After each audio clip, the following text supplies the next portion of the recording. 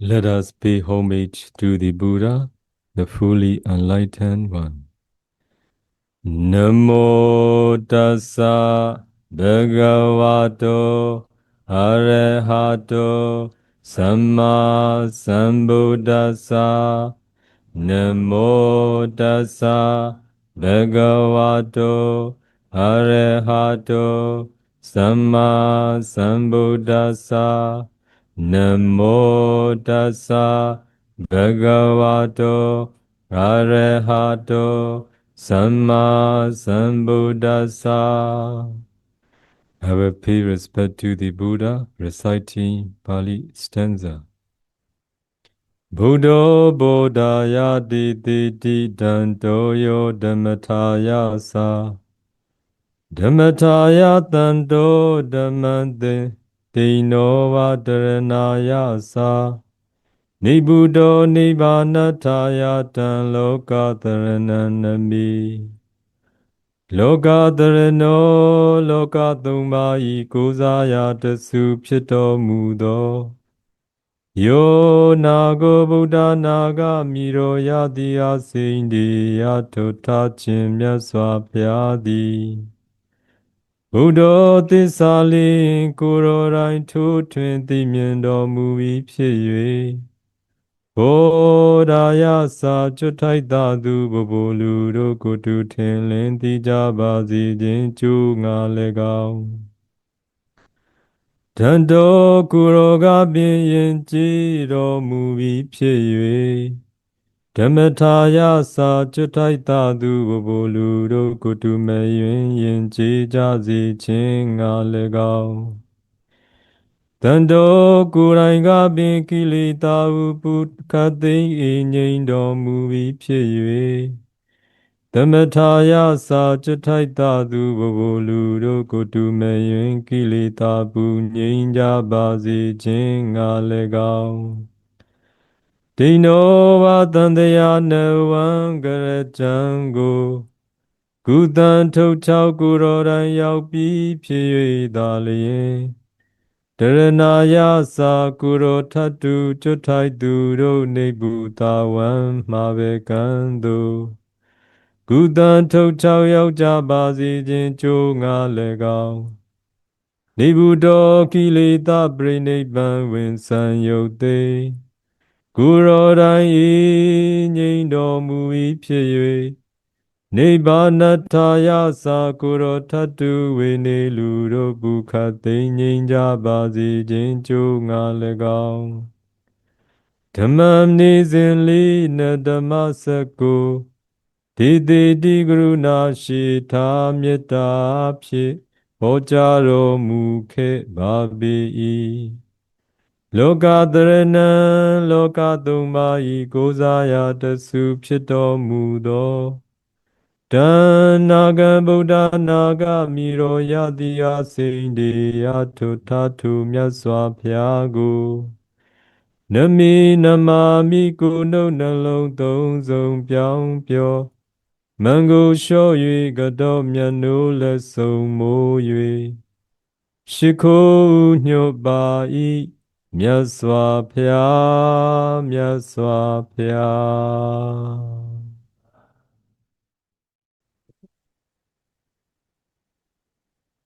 I wish to ask about a last object in the near-death moment.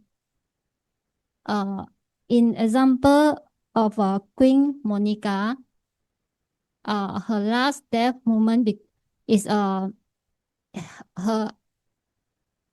unwholesome action during her life. And then another one is in Bante's book of Bearer of the Burden about a rich man. When he going to lie, when he's dying, his children quarreling and fight over about his property. So his anger mind arise, and he become a snake. And I also heard that uh, about a meditator in his last moment, he is very weak, and he saw birds, so he become a bird. So I wish to ask is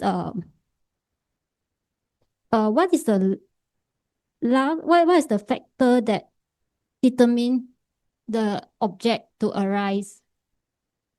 And seems like there's two kind of object. Some is arise in the mind.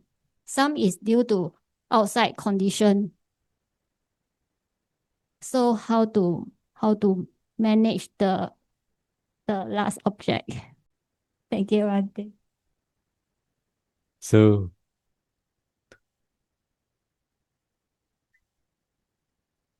our last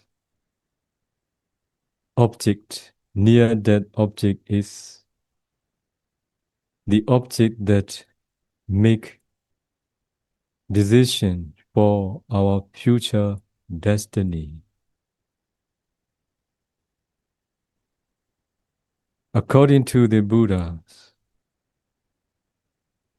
if we have heavy karma, kruka karma, such as killing, matricide,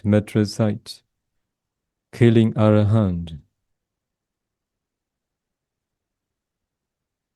drawing the blood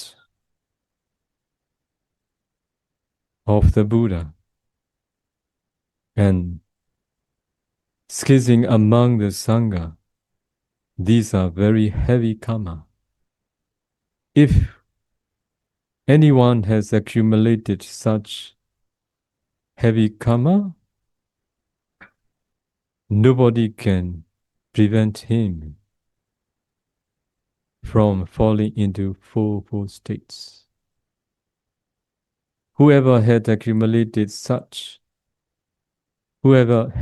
committed such heavy karma, for sure they will fall to the great hell. Even the Buddha can't prevent them from falling into such great hell. If there is heavy karma, kruka karma, from the wholesome perspective, such as attainment of absorption, concentration, whoever can maintain entering absorption, concentration, such as first jhana, or second jhana, or third jhana, or fourth jhana, immediately after death consciousness, they will be reborn in the respective Brahma realm.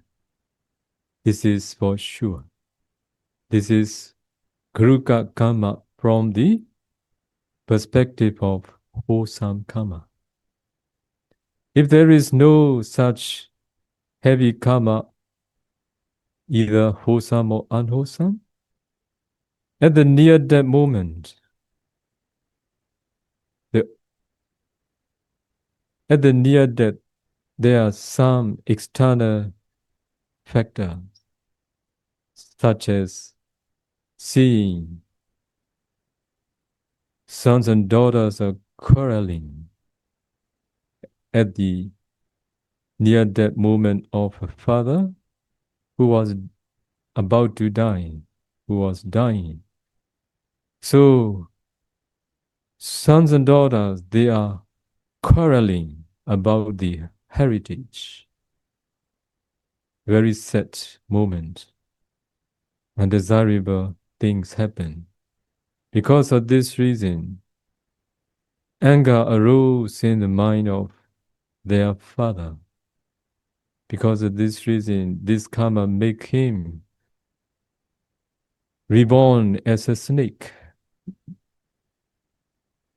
So, what about the Malika, who had accumulated many wholesome karma? She is wise, she approached a Buddha. Almost every day, she went to see the Buddha. She asked the questions. She listened the answer. So she listened the Dhamma. And also she make much offering. But one day, as Queen Malika is just an ordinary disciple, not yet a noble one. One day, because he is still an ordinary person, he had done unwholesome action. It was seen by the king Kosala from far distance.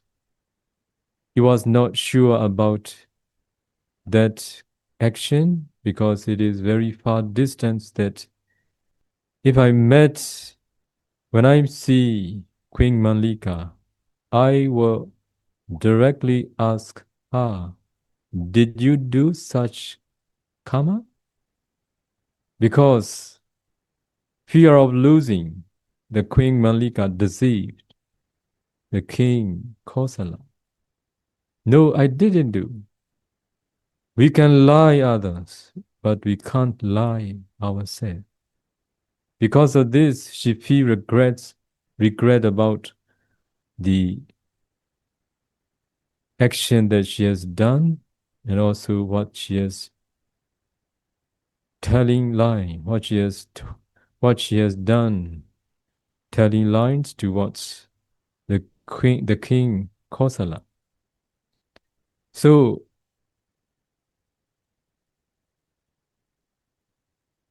when she was about to die, because of feeling regret that disturbed her mind, even though she has done a lot of kusala karma, offering, listening the Dhamma, like question and answers, those wholesome karma didn't get opportunity to give its result because of feeling regret. That's why the last object is what she has done. And she told lie about it to the king Kosala. So she fell to the hell. So in times of the Buddha, among bhikkhus, if a certain bhikkhu pass away, fellow monks, they would like to know their destination. So they ask the Buddha, where was that bhikkhu reborn? The Buddha, with his Buddha's eyes, he gave an answer, where the bhikkhu was born, or he had taken final nibbana. In the same way, King Kosala, with this intention to ask where Malika was reborn, because he attached very much to Queen Malika. With the intention to ask the Buddha, he approached the Buddha the next day.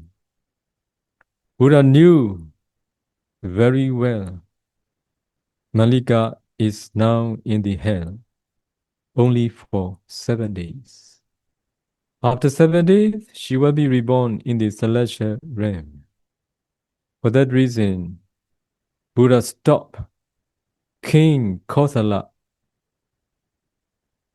not to ask about Queen Malika using his supernatural power. So every day the king came to ask about Queen Malika, but Buddha didn't allow him to ask.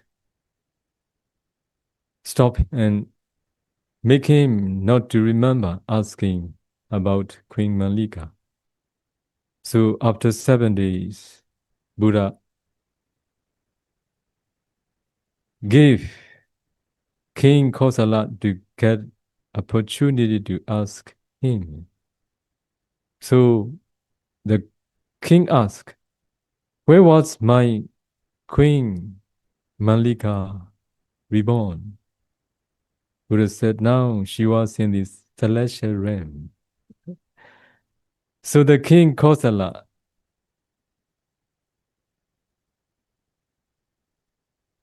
the king Kosala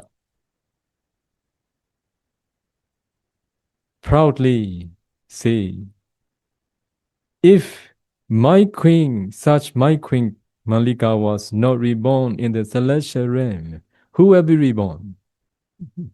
Okay? That's why what is important in life,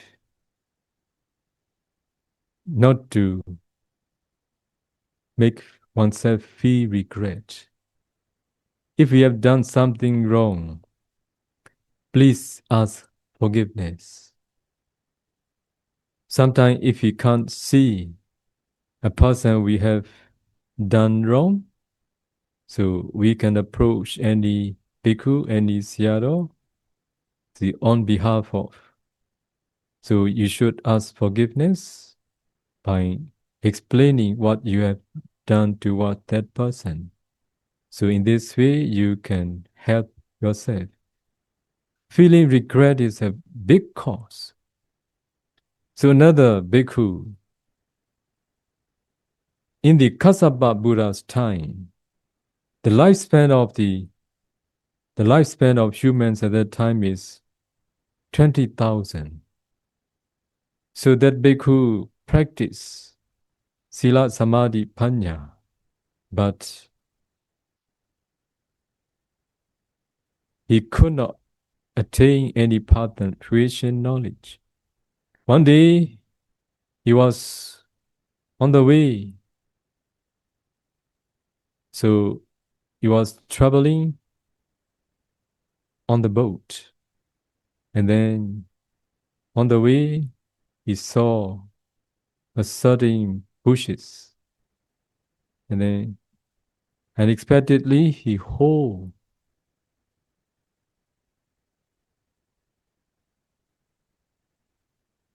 the bushes.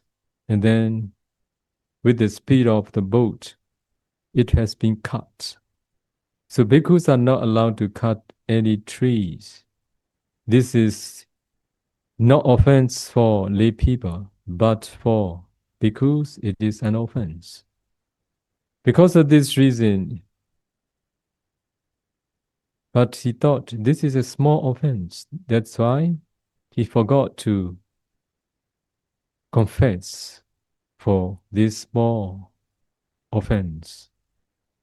So when he was about to die, even though he had practiced Sila Samadhi Panya, at the near the moment, that scene appeared again.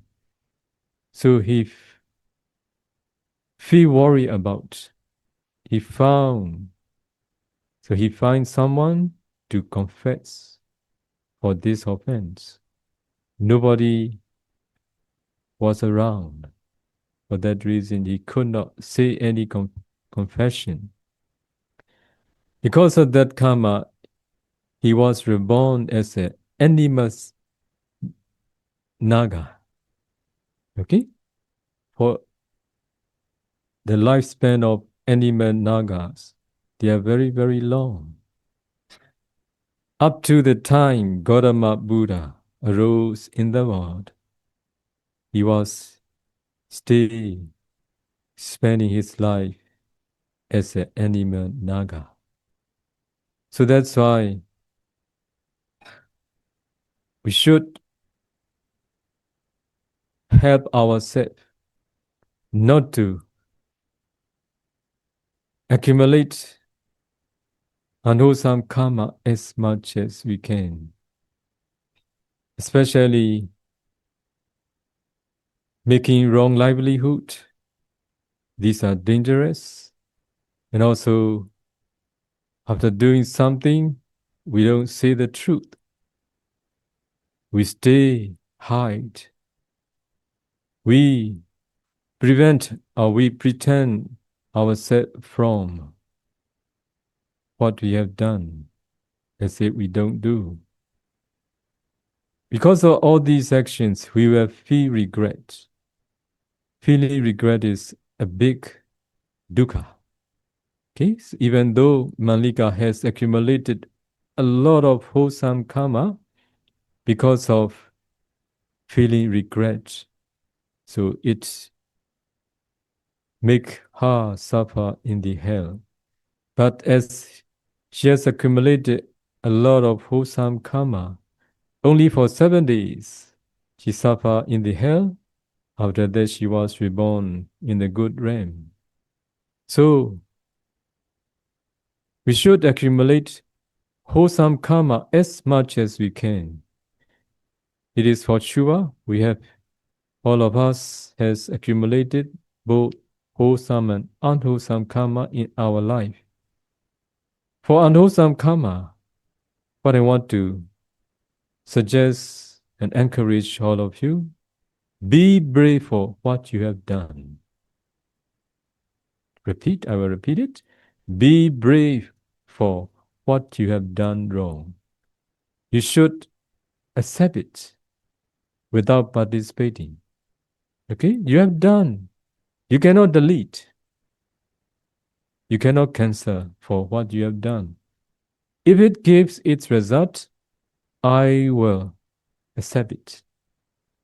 If you feel regret because you don't accept it, you will repeatedly think about that action and it can appear at the near the moment. I've done wrong, but I will improve myself. Here, what I want to say, one very important thing for all of you. Be a newly born person every day. Let you be a newborn person every day. Don't put yourself into the prison of the past. Everybody has done wrong. There is nobody who have never done wrong. But don't put yourself into the prison of the past. Be a newborn person every day. Let yourself to be a newborn person and let other to be a newborn person. Let them get the opportunity to be a newborn person. Don't see anybody with old perception. If you behave like this, practice like this, you will suffer for your unwise attention. There are many those who have accumulated bad deeds. There are those who have done wrong. If you don't forgive them, you can't forget, but you must forgive them. Why? Nobody is perfect. Everybody wants to be good just because they can't bring their defilements under control. They have done wrong. You have done wrong. For that reason, this is nothing special, nothing strange. Everybody can do wrong. But you yourself should be the one who live at the present. Don't disturb and don't destroy yourself with old karma. Don't put yourself into the prison of the past. Be a newborn person every day. Do things good at the present. Don't grasp the unwholesome karma that you have done. If you are brave enough, those karma will not disturb like Malika. Okay? But you don't forgive yourself. You blame yourself. You complain yourself. You don't live at the present. You don't allow yourself to be a newborn person. And also you don't allow others to be a newborn person. You don't want to give a chance them to grow. Okay? So it is important. At the near the moment, what karma appear, it is a decision. It is a karma that gives its result for the future destiny. That's why the most important thing is to accept everything what we have done and to be a brave person for what you have done wrong and what you have done good too. So only then you will be able to live at the present meaningfully, valuably, doing what you should without torturing your mind and your life.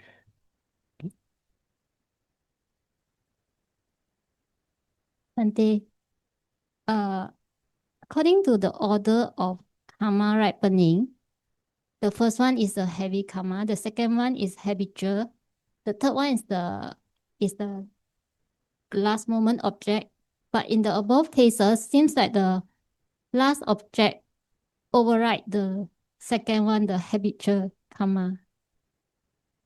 So habitual karmas such as Karuka karma, Achena karma, Asana karma. Okay? So Achena karma it's habitual karma.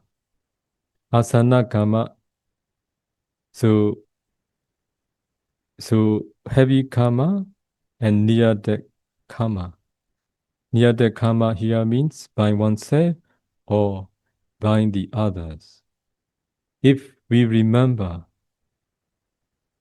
suppose if someone remind us to remember what we have done, or if we remind ourselves to pay attention the wholesome karma that we have done, so this will be near that karma that appear. So mostly the karma that appear at the near death moment is not the karma that we accumulated at the near death karma. What we have done in our life long time ago, even the karma that we have accumulated in many past lives, if they are strong enough, they can appear at the near death moment too. So that's why sometimes katata karma we have done in our life unexpectedly. So we have no intention to do, but we experience a certain thing unexpectedly. And we have done so. We have done that karma. We appreciate that karma. We have done wholeheartedly with pure mind. Such karma also can give its result. It is called katata karma. Achena karma means habitual karma. Asana karma means karma that appear at the near death. Okay?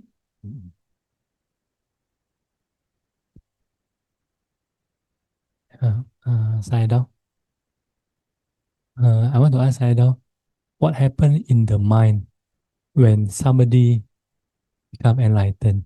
You give a story that when the Buddha life, when one person called Upalika, which is to be a Sariputra in the future, when he heard from Venerable Asaji, one short sentence, then he become enlightened. So actually what happened in the mind? What transformed in the mind when somebody become enlightened? So, according to the Buddha's teaching, there are four kinds of person. Ogati Danyu, Vibhaji Danyu, Neya Pukala, and Bada Brahma. So the first person, Ogati Danyu, who had accumulated Bharami, such as chief disciple, those who have accumulated Bharami for the achievement of chief disciple, for the Bodhisattva, for incalculable and 100,000, for Pachika Buddha, 2 incalculable and 100,000 eons, for chief disciple, 1 incalculable and 100,000 eons. Okay? Because of this reason, they have practiced Sila, Samadhi, Panya in many existences up to the Sankharupaka Jnana. The knowledge equanimity towards formation, this is called Sankharupaka Jnana.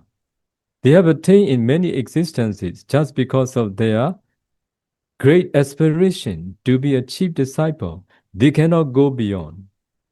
Only when Buddhas appeared in the world, they will be chief disciple.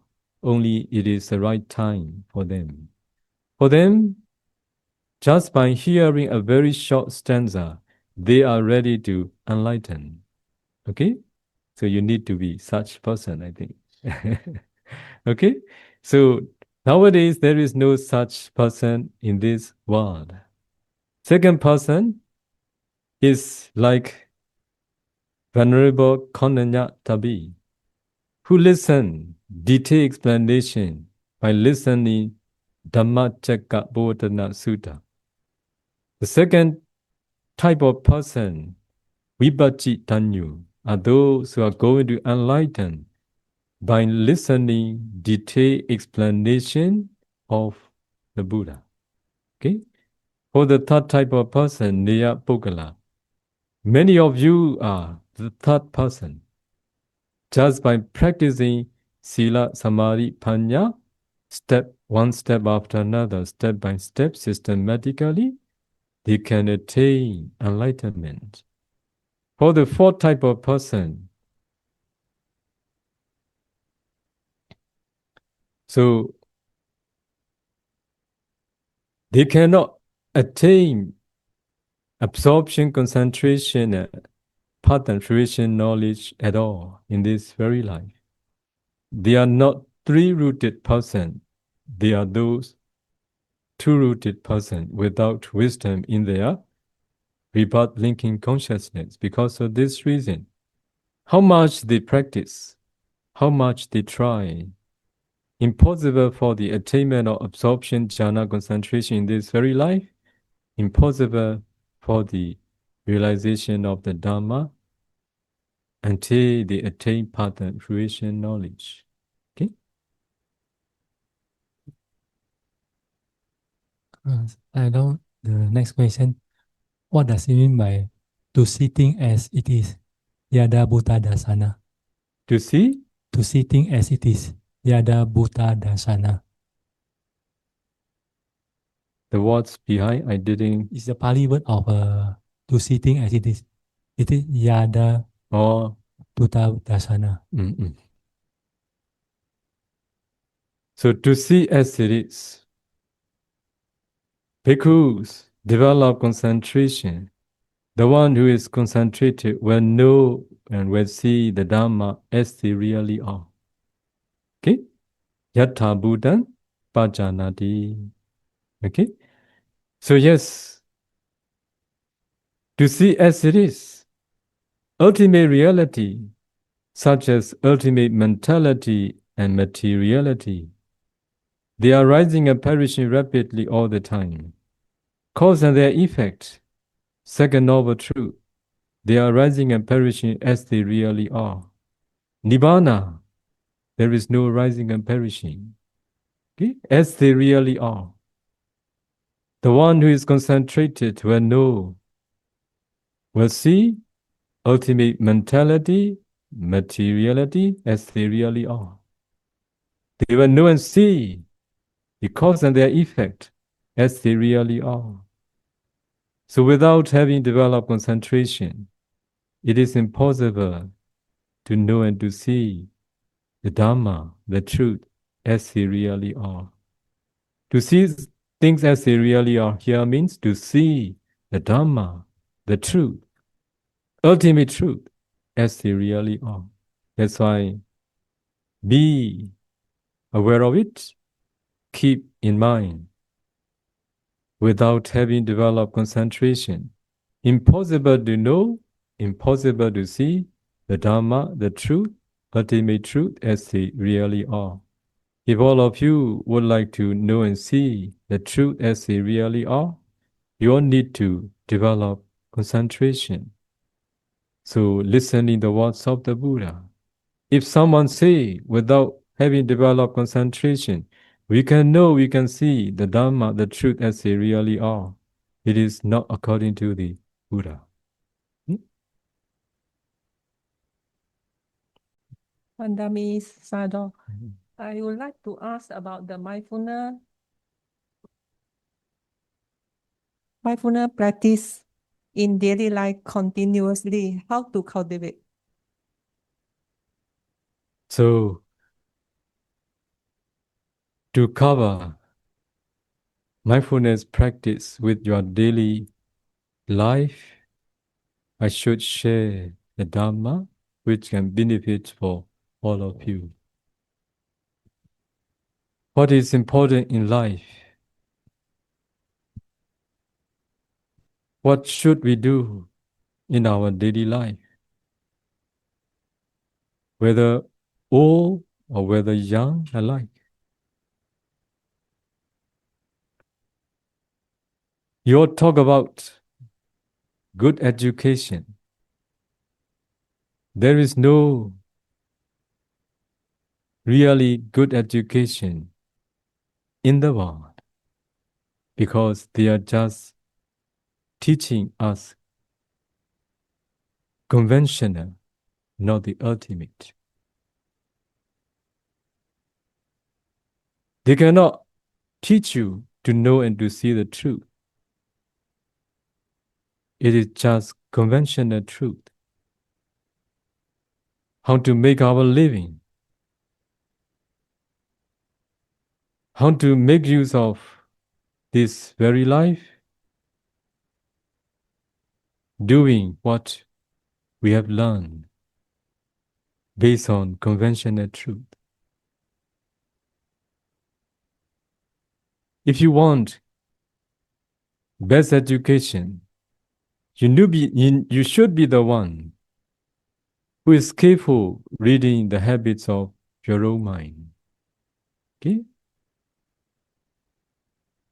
Buddha has expounded this sutta in the Anguttara Nikaya. If you are not skillful reading the habits of others' mind, it doesn't matter. You should be the one who is skillful reading the habits of your own mind. Are you skillful reading the habits of your own mind? Are you skillful?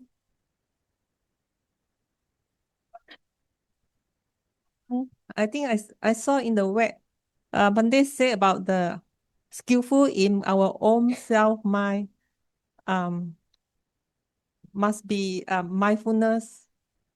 Yes. So, all of you are pursuing after sensuality outside.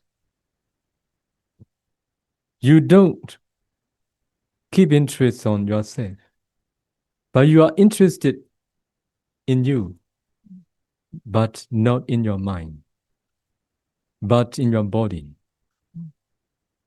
You want to beautify yourself, but you don't want to beautify your mind. Okay? If you want to avoid doing unwholesome, if you want to accumulate wholesome karma in your life more, you must be the one who is capable reading the habits of your own mind. How to do? Since morning till night, whatever you are doing, you should be aware of your mind. Suppose the time you cook, you're very smart in cooking, maybe. When you are cooking, your hand is cooking, but your mind is not cooking. When you are driving a car, you're very smart in driving. You are not driving. Okay? Your mind is not driving. Your hand and your leg is driving. You should be aware of your mind. Don't let your mind drive.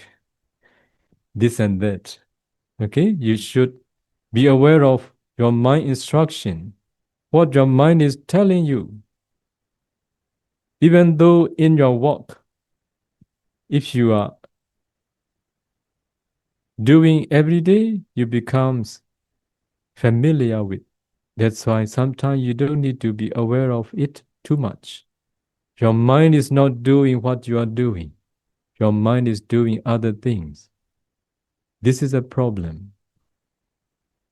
So there are three actions: bodily, verbal, and mental actions. Among three, mind is the leading one.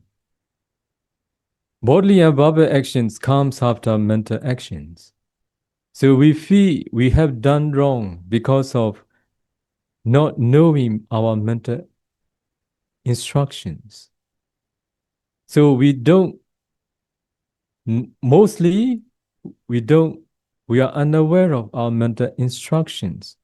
We can't catch our mental instructions in time.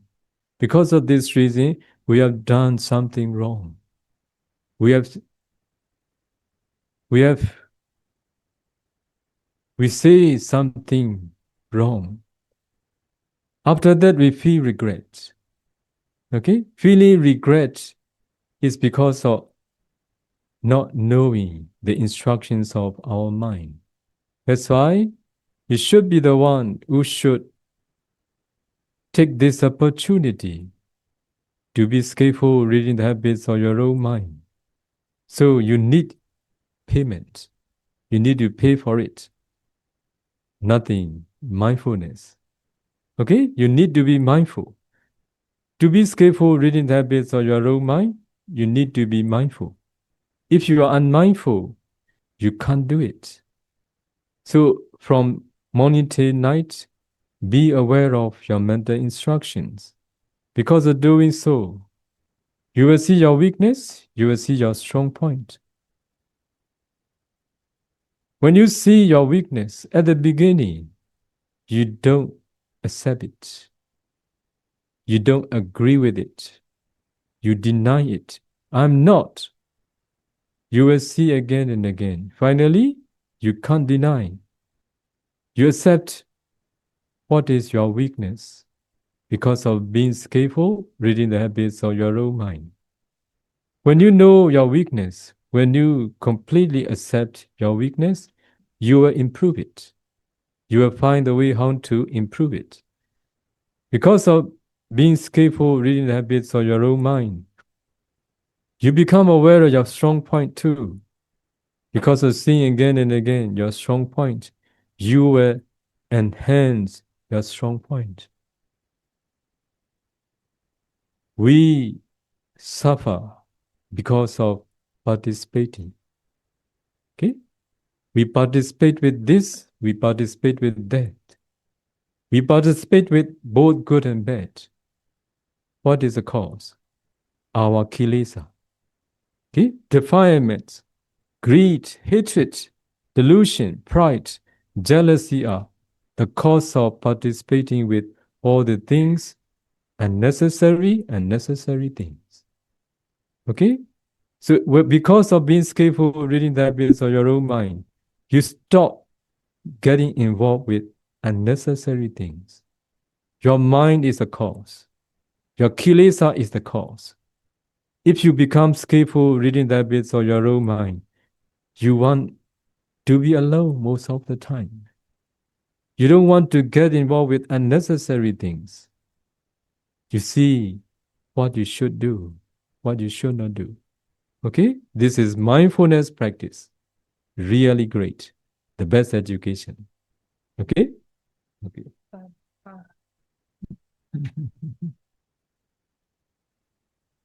Wonder me Bante. This question is on behalf of a Chinese who sent it to me. There are three versions of the Abhidhamma. The first version was that Buddha taught in the Tower Dim Sum heaven to the Devas as an expression of gratitude to his mother. The second version is the condensed Abhidhamma that the Buddha taught to Venerable Sariputta. The third version is the intermediate Abhidhamma that Venerable Sariputta taught to the people. based on the condensed version he received from a Buddha using his own wisdom. The question is, given the same historical background, figures, and transmission, why are there different versions of the Abhidhamma that lead to different controversies, whereas the Vinaya Pitaka and Sutta Pitaka have no such controversies? That's the end of question. Please repeat the last part. Why? The question is, given the same historical background, figures, and transmission, why are there different versions of the Abhidhamma that lead to different controversies, whereas the Vinaya Pitaka and Sutta Pitaka have no such controversies? Do you mean about what the Buddha expounded in the Deva's realm? One version. Should The be. other is what the Buddha what the Buddha taught to the Venerable Sariputta. This is second version. Another is bind the Venerable Sariputta to 500 bhikkhus. Okay? Okay. I would like to share with all of you how important the Abhidhamma is and why the question is asked by way of thinking three versions. Only it is one version. Only because of capability of Devas, capability of Venerable Sariputta, capabilities of the ordinary disciples are different. Because of this reason, according to the capability of those three beings, great beings, chief beings, and ordinary beings, make different. So Buddha chose to teach Abhidhamma by his own, by himself, in celestial realm. Do you know the lifespan of humans? 50 years of human lifespan is one day in the first celestial realm. Okay? 100 years of humans lifespan is one day in the Tawarinsa, second celestial realm. In 1 year, there are 365 days. In 1 day, 24 hours. What do you think if I'm going to do Dhamma Desana, giving Dhamma talk the whole night? Can you? Can you listen? You can't. I can't. Humans cannot. Okay? If it is so, in the Tawarinsa, Buddha has expounded Abhidhamma detailed for 3 months. How long will it take? Very short time. Okay? And Buddha has shared with all of us. Devas, they have very sharp wisdom. Another thing, what you are unaware of. Devas understand every languages. Okay? Don't worry about. You can say Chinese. You can say in English. You can say in Indo. We can say in Myanmar. They understand every languages. Amazing. This is the power of Devas. You don't need to choose any language. Okay? But then for Pali language, they are very smart in Pali language. Now, if I share the Dharma with all of you in Myanmar, what happened? Will you be interested to sit here? No. Okay? That's why they have very sharp wisdom. And they know Pali very well. That's why how happy they will be. Uncountable numbers of Devas and Brahma has enlightened after hearing Abhidhamma in the Tavarinsa. Okay? So I want to share with all of you, just because of my accumulated karma, okay, I got opportunity to inquire, did the Buddha expounded Abhidhamma in Tavarinsa? So I get the answer, yes, really, Buddha has expounded Abhidhamma in Tavarinsa. Okay? So don't ask me more. I just say, okay? It is true. So, and then Buddha Buddha is a human Buddha. That's why every day he need to take his meal. That's why he came down to human realm, making another Buddha there. Okay? So this is the power of Buddha. So if you can practice Pubbinivasa Abhiññana, recollection of the past, supernatural, with which you can recollect many of your past life in detail, at that time you will understand how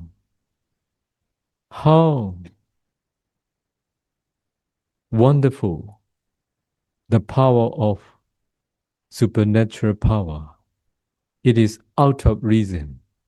Okay? That's why if you can practice Pubbinivasa Abhiññana, you will understand the power of mind. How can you know your name in the past? How can you see your appearance clearly? How can you know where will you be reborn? How can you know in which country you were born? How can you know what is your religion? You can know everything very detailed. Okay? This is just some if compared to the Buddha. Buddha's power is out of imagine. Achindiya. That's why. So Buddha created, okay, another form who will continue teaching the time he came down to human realm to have his meal. And Venerable Sariputta to be, whose wisdom is the highest except the Buddha. He went to see the Buddha doing all the observance and all the necessary responsibility towards the Buddha. And then Buddha shared with him, okay?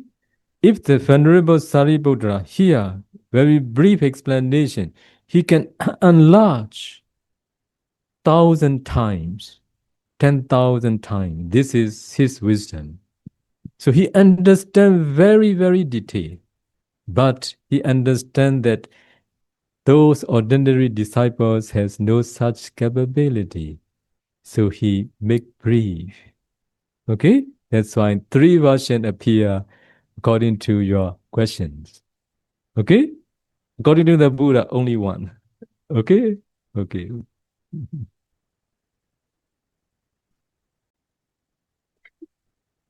Good afternoon, Sayadaw.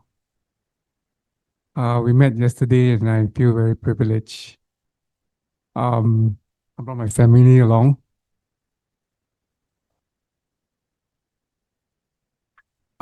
Sometimes I feel lost in life and I just want to know from Buddha's perspective, is there a specific teaching of what humans or myself, what is our purpose in life? Or is there such thing as a purpose in life? That's my question. So, the Buddha didn't say definitely about the purpose of life because different person has different inclination. Buddha's teaching is reasonable, based on cause and effect. There is no fixed teaching. For those who want to make free from suffering, Buddha taught the way how to make free from suffering. For those who want to wander in the rounds of rebirth, Buddha suggests them how to practice to be able to wander in the rounds of rebirth by way of practicing what they should. And also Buddha reminded what is the cause of rebirth in the good realm, what is the cause of rebirth in the bad realm. That's why individual aspiration, individual inclination, individual temperament, character, habitual actions, their preference, all these are different. That's why Buddha never say any things definitely with fixed formula. Okay? But Buddha say 3 words. Asada, Adinawa, Nisarana. This is what you can understand for your question. I don't say that there is no happiness in sensuality. There is happiness in sensuality. That's why beings enjoy in sensuality. This is asada. People see happiness in sensuality. For those who see happiness in sensuality, they will pursue after sensuality. Buddha and his disciples to be. They see the fault and the danger inherent behind the sensuality. Because of this reason, they don't want to stay in the midst of sensuality. They want to stay away from sensuality. Because of this reason, they give up all the living and non-living things. Because of seeing the fault and the danger of sensuality, they find a way how to escape from the danger. This is called Nisarana. Okay? Before we see the fault and the danger of sensuality, we can see only happiness in the sensuality. That's why we engage pursuing after sensuality. Let it be at that time. Must be on that way. Because our understanding is just happiness in the sensuality. Because of experiencing both desirable and undesirable in life, because of accumulated karma that's supported by our past karma. So it enlightens us. There is no real happiness in sensuality. There is fault and danger inherent behind the sensuality. Because of this reason, we feel the fault and the danger. It is called adinawa, seeing the fault and the danger. Only at that time, your mind inclined to make free from suffering. Okay, that's why the Buddha said, those who see happiness in sensuality, and if they want to wander in the round of rebirth, enjoying sensuality in the good realm to do good things. Those who want to prevent themselves from falling into four states, even as an ordinary person, not to commit any unwholesome karma, but to accumulate wholesome karma. It is a way how to make oneself to be reborn in a good realm. And not to engage practicing unwholesome. So it is not to be reborn in a bad realm. For those who see the fault and the danger, Buddha teach the Dhamma, the way how to make escape from the fault and the danger of sensuality. Those who see the fault and the danger of sensuality, and those who see the fault of existences and the danger of defilement, kilesa, and the fault and the danger of having existences. If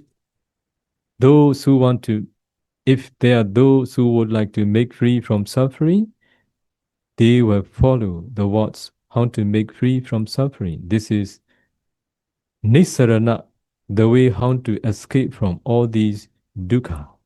Okay? That's why, based on your understanding, based on your inclination, based on your perspective, based on your aspiration. Buddha teaching will help you. Okay? That's why now, are you ready to make escape from suffering? Do you see the fault and the danger inherent behind the sensuality? I think you see a little bit now. Okay? Good. Good.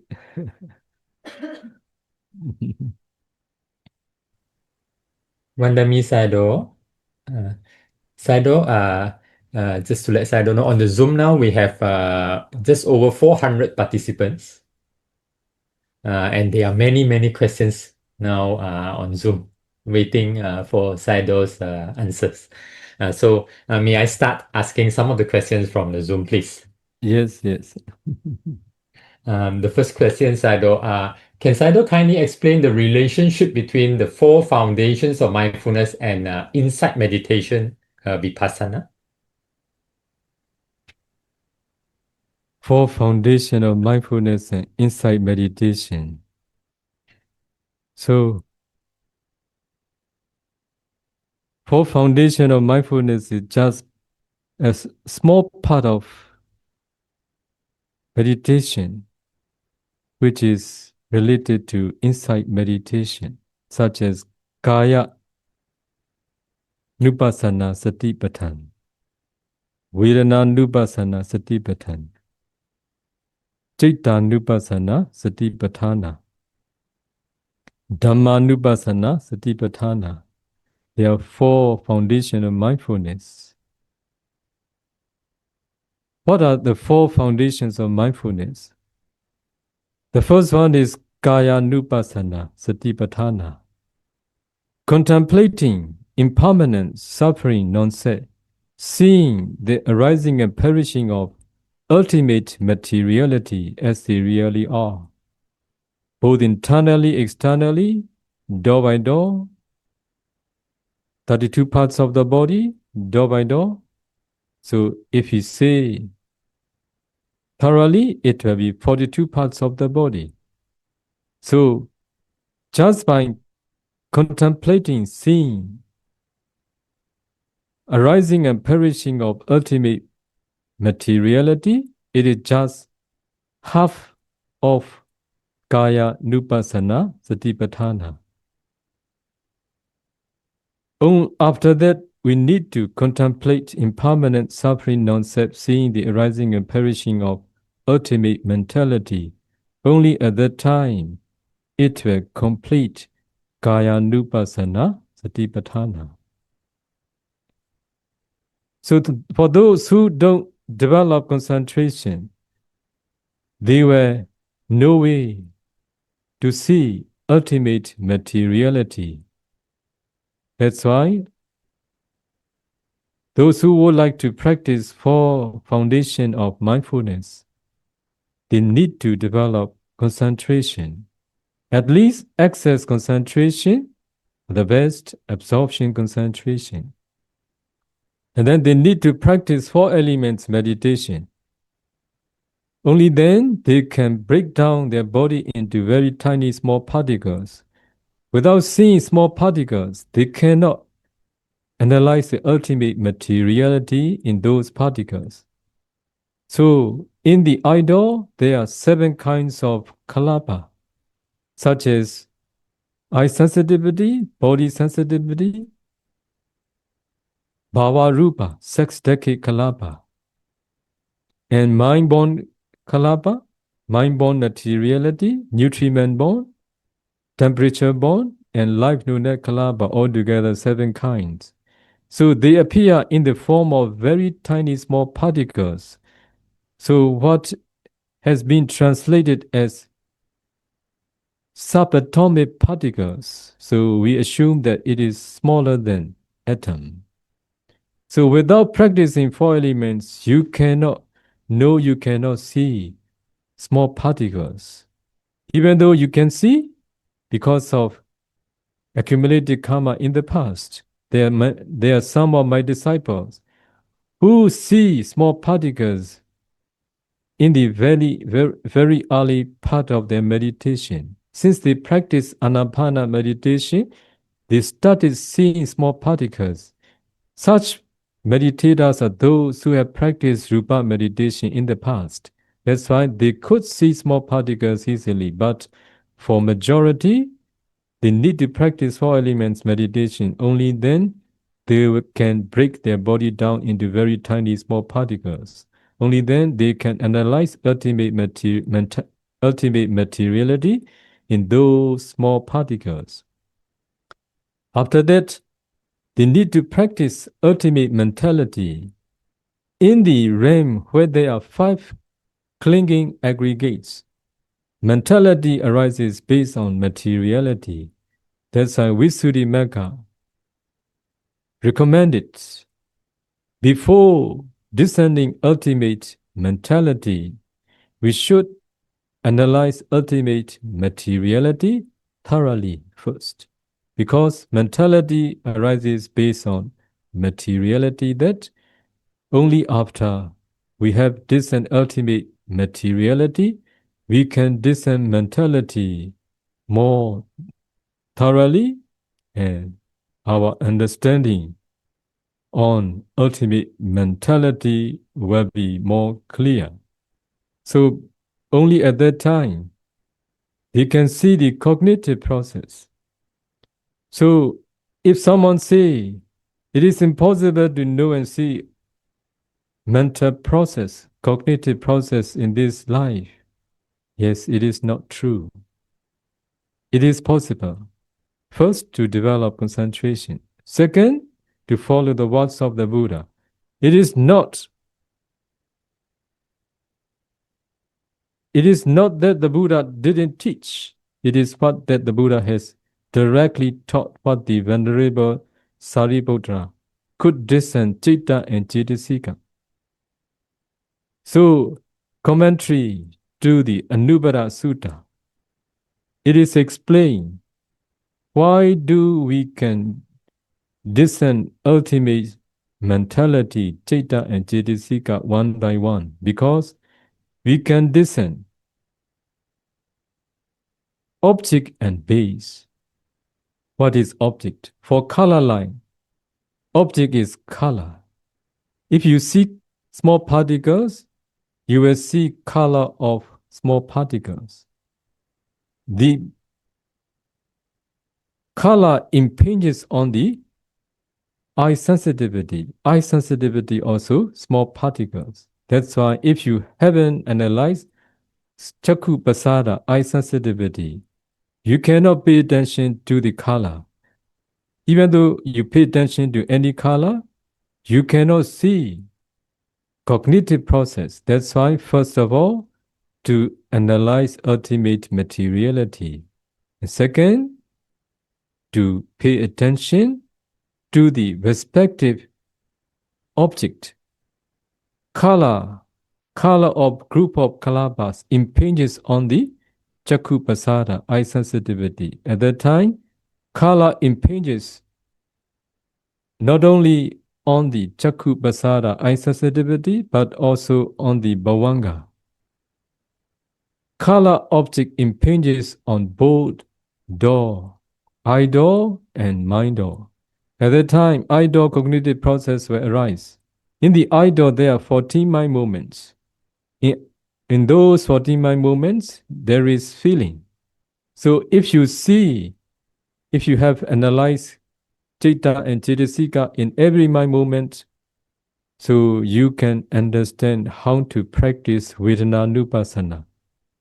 So it is emphasizing seeing the arising and perishing of feeling aggregates in every mind movement. But with this understanding, feeling can't arise alone. It arises together with other Citta and Cetasika. With this understanding, if you emphasize seeing the arising and perishing of feeling aggregate in every mind movement, if you contemplate impermanent suffering non-self-seeing, you are practicing Vedananupassana. There is perception in every mind movement. Perception cannot arise alone. It arises together with Citta and Cetasika. With this understanding, if you emphasize seeing the arising and perishing of perception aggregate in every mind movement, contemplate impermanent suffering non-self, you are practicing, so you don't need to do on the perception. So Vedananubhasana and Chittanubhasana, if you emphasize seeing the arising and perishing of consciousness in every mind movement, with this understanding, consciousness alone cannot arise. It arises together with other Chetasika, associated mental factors. With this understanding, if you contemplate impermanent suffering, seeing consciousness aggregate in every mind movement, you are practicing Chittanubhasana. Dhammanubhasana is very, very wide. Buddha taught 5 khana has Dhammanupasana. Buddha taught 12 ayatana is Dhammanupasana. Buddha taught 18 elements as Dhammanupasana. Buddha taught 5 hindrances as Dhammanupasana. Buddha taught 4 noble truths as a Dhammanupasana. So Buddha taught 7 enlightenment factors as a Dhammanupasana meditation object. For that reason, without knowing and seeing ultimate mentality, nobody can practice 4 foundation of mindfulness. Only those who have realized ultimate mentality, materiality, causes and their effect, they are ready to practice 4 foundations of mindfulness. That's why, please be the one who follow the words of the Buddha. Samadhi bhikkhu bhavita samadhito bhikkhu yatha Buddha pajanati. Bhikkhus develop concentration. The one who is concentrated will know and see the Four Noble Truths as they really are.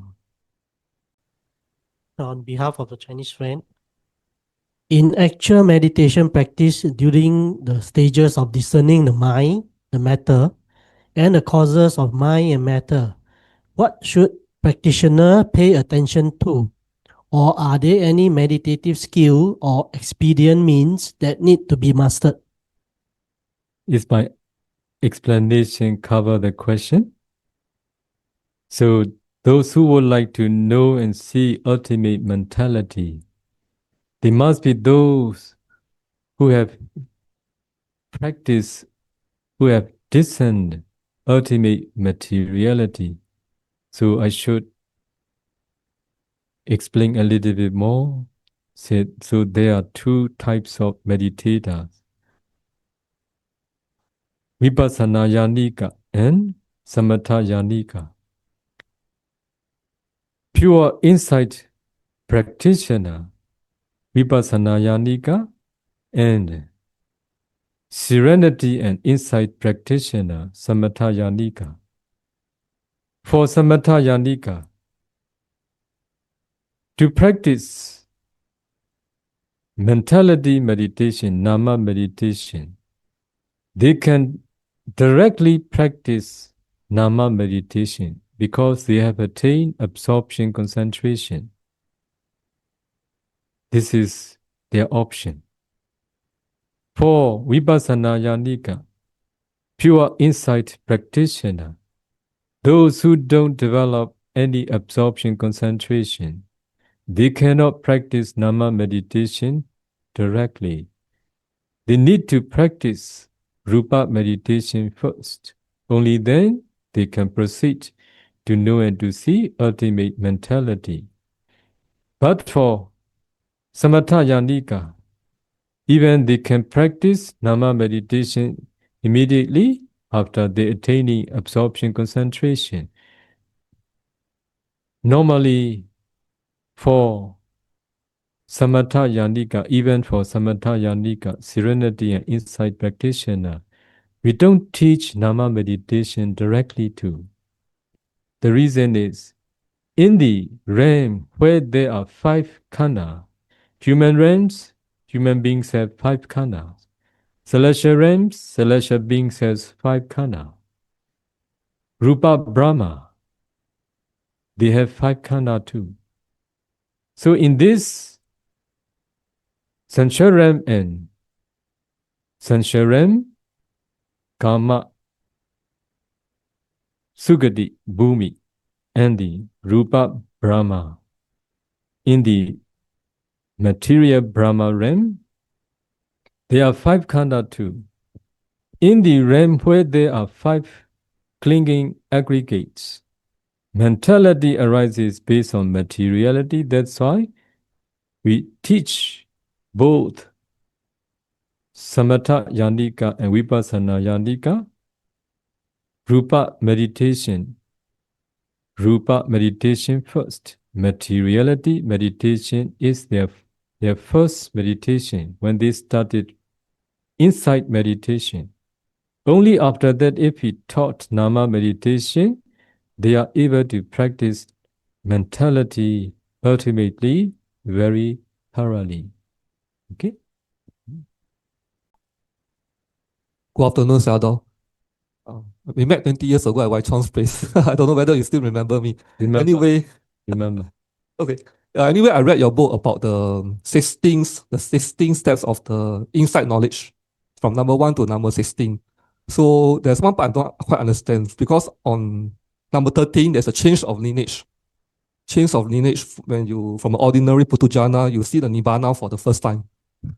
So how does this change of lineage happen? Is it like when you reach a stage, automatically you I don't know, it changed by itself, or you need to practice more to reach to see Nibbana for the first time? Yep. No, it go immediately. Okay? So you don't need to, if you reach to that lineage, change of lineage, so it is immediately after that you will attain path knowledge. That's why it is what you don't need to worry. You cannot withdraw. It goes straight. Okay? So it, even you don't know, it happens by itself. Okay? You have no capability to be aware of it. Go immediately. Okay? So must go. Alan? Thank you so much for your compassion in coming back again after maybe 10 years? Okay. Yeah, and for Singapore, in I think 4 years' time, we are going to become a super aged society. That means out of every 4%, one will be 65 years and above. Yeah. So, and I think because of that, there are more people getting dementia and Alzheimer. So I was just wondering, does practicing mindfulness helps to slow down the development of Alzheimer or dementia? Thank you. Yeah. So Appamadina Sambadita, be heedful. This is what the Buddha admonished every morning to his disciples in his lifetime. Be heedful. All the people in the world, they are doing this and that for the whole life, mostly pursuing after sensuality. They think they are mindful. No, there is no mindfulness most of the time. Only when we do kusala karma, mindfulness associated with our mentality. Mindfulness is a leading one when we do kusala karma. Most of the time we are not doing kusala karma. Most of the time we are pursuing after sensuality. That's why we are unmindful. For that reason, our mind is much influenced by this habit of being unmindful. That's why this is a big cause of now the problem the brother asked. If you are mindful, this will not happen easily. So we should be mindful what I have shared with all my disciples, how to be skillful reading the habits of one's own mind. Everybody should turn back the interests to be skillful reading the habits of one's own mind instead of thinking about and involving with external things. If we get involved with external things, we encounter many undesirables. Like and dislike will influence our mind. So, like also not for happiness. It is due to our lobha. Dislike is caused by our dosa. That's why in the human realm, we like rooted in greed. We dislike rooted in anger. This is the main thing that is happening in the mind of all the humans. That's why unmindful is a habit. Okay? Unmindfulness is a habit of all the people. That's why dementia and all the undesirable sickness occur in many. Okay? So as the Buddha said, even though you have physical pain, I will teach you not to have mental pain. This is the power of Dhamma. Okay? If you have trained your mindfulness, if you have trained your mind, developing concentration, practicing insight meditation, contemplating impermanent suffering non-self, even though you have physical sickness, your mind is not sick. Okay? Now we are sick because our mind is untrained. Untrained mind, Buddha said, I see no other single thing which is as unbeneficial as untrained mind. Untrained mind is unbeneficial. Untrained mind is caused by unmindfulness. Okay? Okay. ဆရာတော်မြန်မာလိုမျိုးခွင့်ပြုပါဗျာတပည့်တော်ဖောက်ယောဂီပါဗျာအာနာပါနကိုရှုပါရဗျာတဏှာကြီးလောက်တိမ်မွေ့တဲ့လေကိုမိတဲ့အချိန်မျိုးမှာတော့တပည့်တော်မျက်နှာရှိမှလင်းပါတယ်ဗျာလေချောင်းကတော့အလင်းမမြင်ရသေးပါဘူးဗျာဣရိယာပုတ်၄ပါးမှာလည်းတပည့်တော်နိုင်တဲ့လောက်မှတ်ပါတယ်ဗျာတတိပို့ပြီးတော့ကောင်းအောင်ဘယ်လိုမျိုးလေ့ကျင့်ပြိုးထောင်မလဲဆိုတာမေးပါဦးဗျာ So the question is, he is one who is practicing mindfulness of breathing meditation. When he could focus on the subtle breath for around 1 hour, the light appear in front of his face. How to improve for his development of concentration? Yes, what I want to say, you are going to improve your meditation if you engage practicing. Nothing special to do, just to maintain focusing on the breath. If the light appear, it attracts our mind. We also interested in it. Now is the time to admonish and to train one's mind not to be aware of the lights, not to be interested on the light. It is the result caused by good focusing on the breath. If you want to make further progress, you should emphasize on your cause, just to focus on the breath.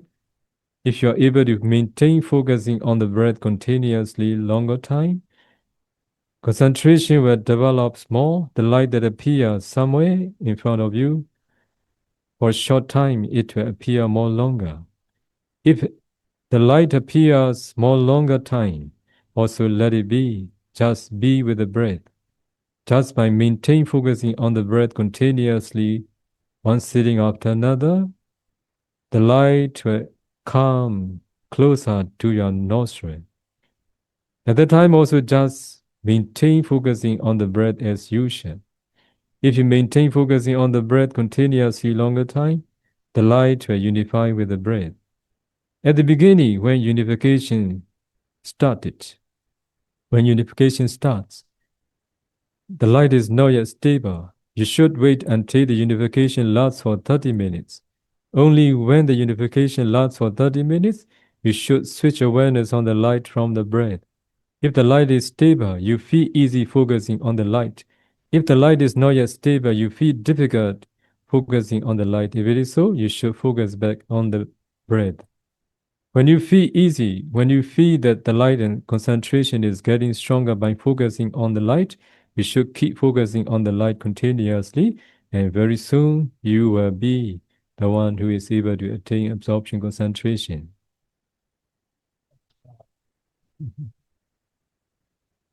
မြန်မာလူနာအင်္ဂလိပ်လူပြောတာနားလည်လား။ဟုတ်ပြီ။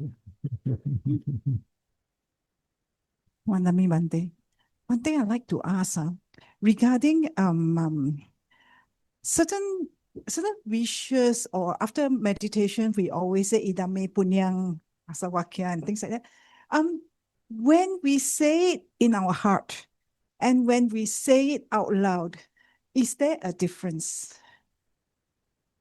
Understanding and inclination is important.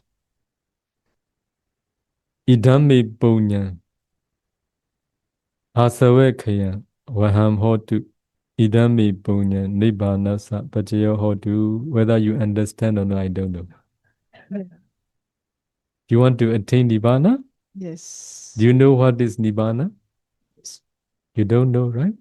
Do you want to go to England? You can give me an answer immediately. There is no difficulty. You know what is England. But you don't know what is nibbana. This is a problem. Should we wish for the attainment of nibbana? This is important. What is nibbana? How can we understand what nibbana is? Nibbana, the words nibbana, you don't understand the word nibbana.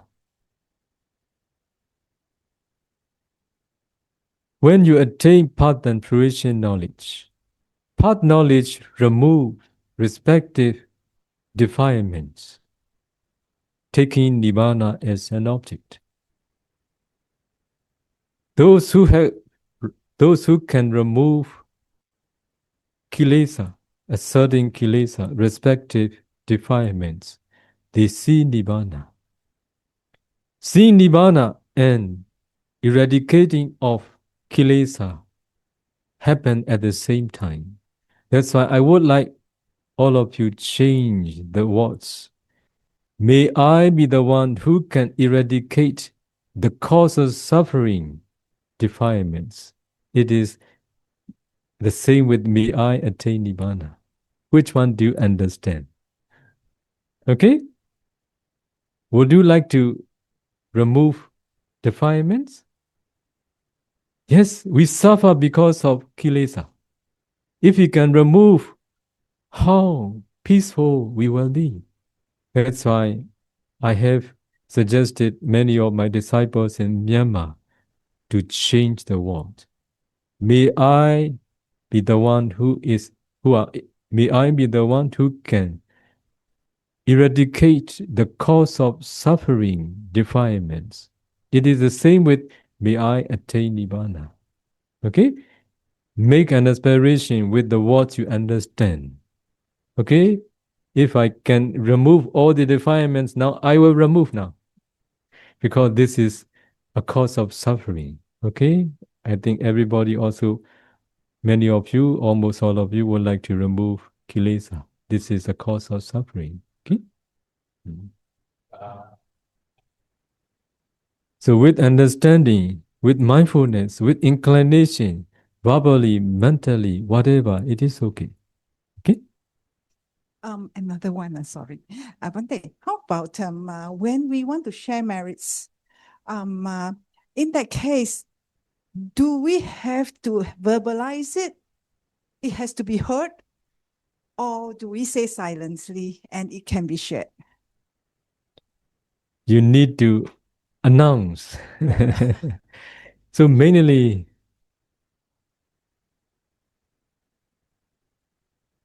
sharing merit done.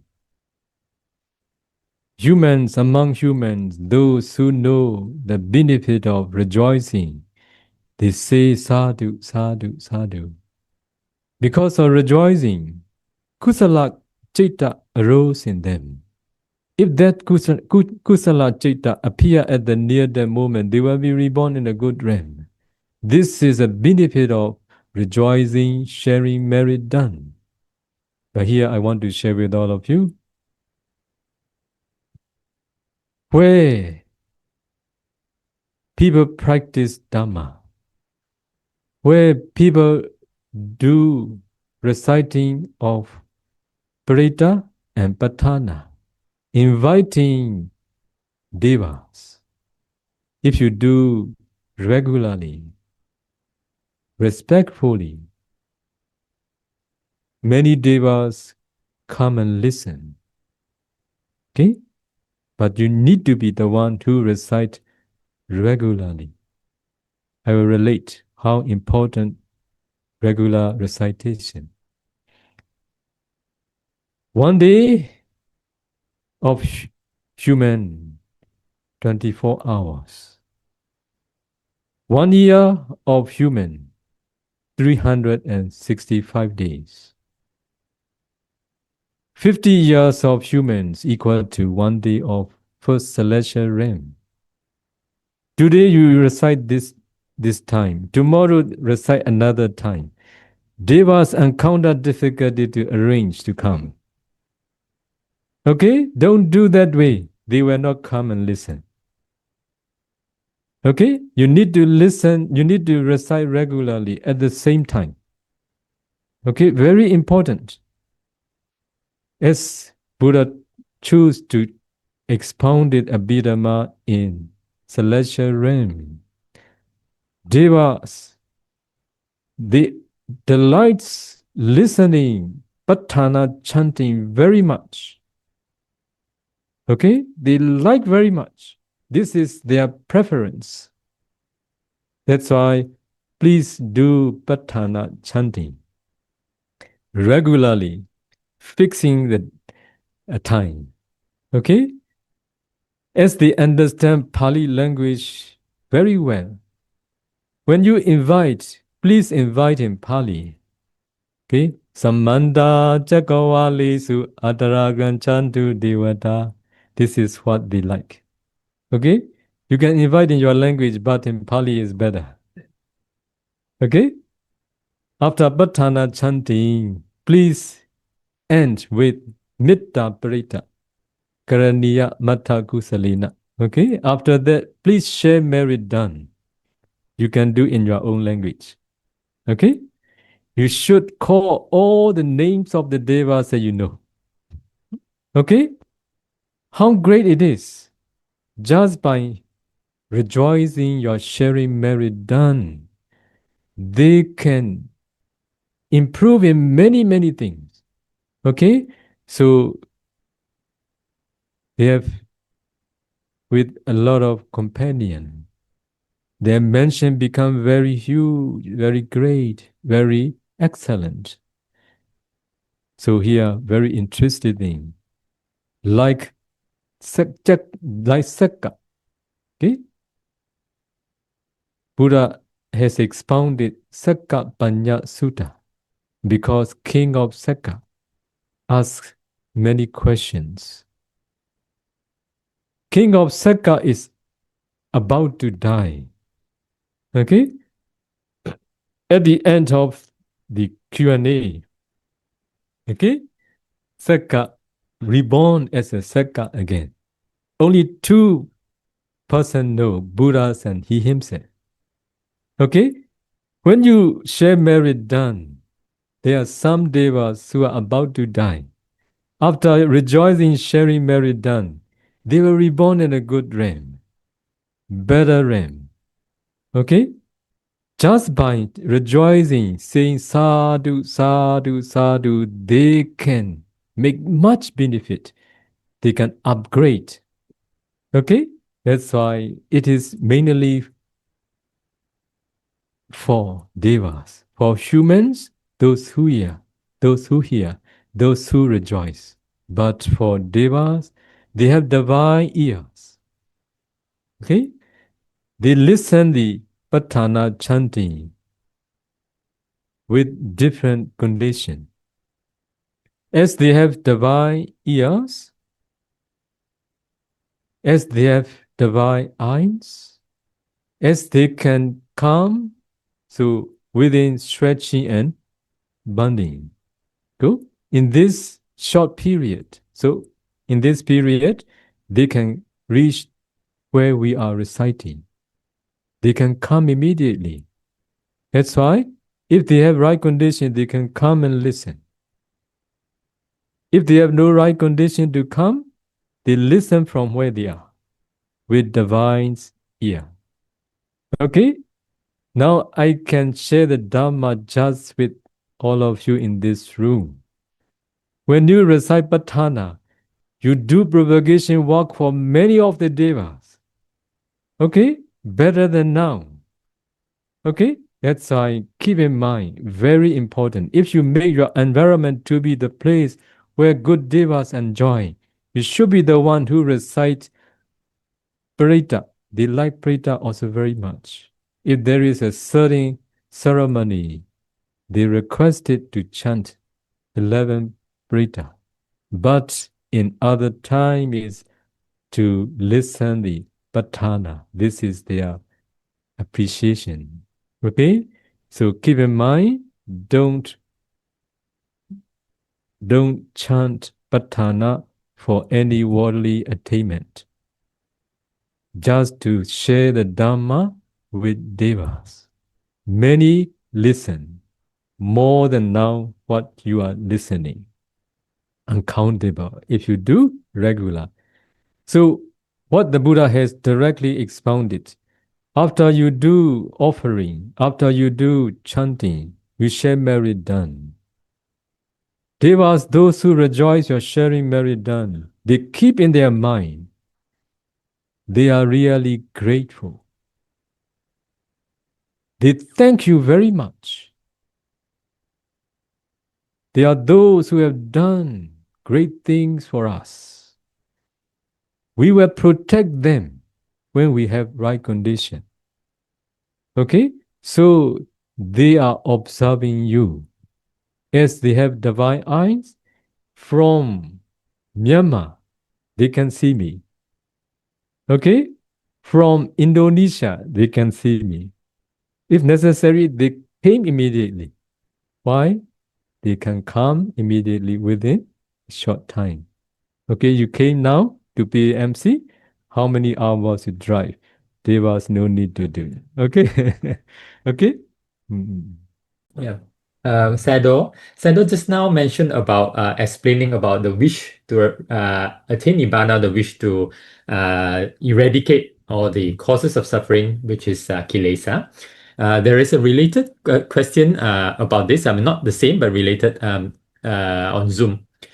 If a meditator is not able to realize Nibbana in this very life, there will surely be future lives. So, what would Saido advise for him, for such a person, to make a wish to be reborn into which realm? And how should such wishes be made in order to face the near-death moment? So, making an aspiration and things come into being will not be the same all the time. At the near-death moment, how much you can organize your mind depends. But making an aspiration is very important.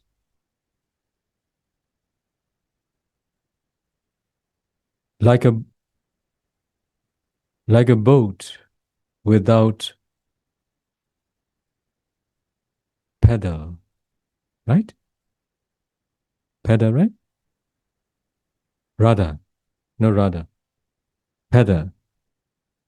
So boat without having no aspiration is a boat without rudder.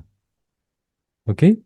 So if you make an aspiration, you make the destiny that you want to reach.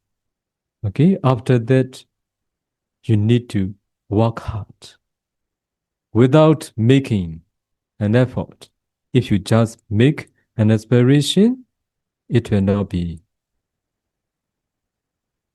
not come into being according to your aspiration. That's why, as you wish, you should make an effort.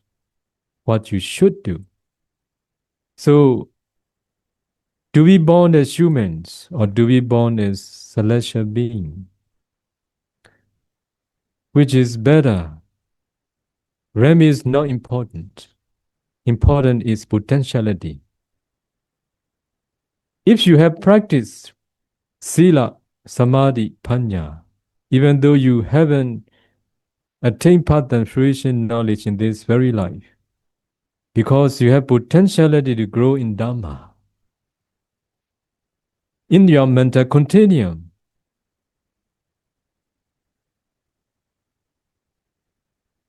the knowledge of knowing and seeing the Dhamma is stored. Okay? It is like potentiality. So whether you will be reborn in the celestial realm, whether you will be reborn in the human realm, with the intention to know and see the Dhamma, your mind inclined to seek for the Dhamma, whether you will be reborn in the celestial realm as a celestial beings or as a humans. Anyway, what I want to share with all of you, now, how many years already the Buddha has taken final Nibbana? 2000? Over 2,500, nearly 2,600. If we count from the lifespan of Devas, the lifespan of Devas, 50 years of humans equal to 1 day of first celestial realm. If it is so, how many days has spent for the first celestial beings? Only over 20 days for them. Okay? That's why for Devas, it is very quick. Okay? There are many noble celestial beings in the noble realm. That's why if you have practiced Dhamma to this extent, as much as you can as a human, if you will be reborn in the celestial realm, you will realize the Dhamma as they really are quickly there. This is what the Buddha has expounded directly. That's why, for those who have realized the Dhamma to the extent what they can in this very life as a human, if they will be reborn in the celestial realm, you will see Dhamma friend there. Okay? They will remind you, friend, don't forget what you have practiced. Their reminding will be slow. Your attainment will be quick. Okay? That's why you should be the one who make use of this very life as a human, where the teachings of the Buddha is still flourishing. They are good friends who can teach you the Dhamma, the way how to make free from suffering. You should make use of it. But in the human realm, we don't know how long the teachings of the Buddha will exist. Okay? As you all know, humans, their behavior, the character, their manner, the inclination goes walks. That's why whether we can meet with the teachings of the Buddha as a human, in the human realm again, when we will be reborn as a human again. That's why if you are going to be reborn in the celestial realm or in the Brahma realm, the Brahma realm the Brahma realm will be the best. Okay? If you want to be reborn in the Brahma realm, you should be the one who practice mastery of absorption concentration. It is to attain or to maintain entering absorption concentration at the near death moment of this very life. Bante, can I ask again? For a meditator who may have suffered from dementia in later years, at the moment of death, he will not be able to maintain a meditating object. So, what would the chances of his last thought moment be? Will he die a deluded person or reborn as a two-rooted person? Or habitual karma because over the years of practicing meditation? Dementia and coma, what are the different? So your question is, meditators who suffer from dementia in the later year, is it a meditators who can practice or who can't?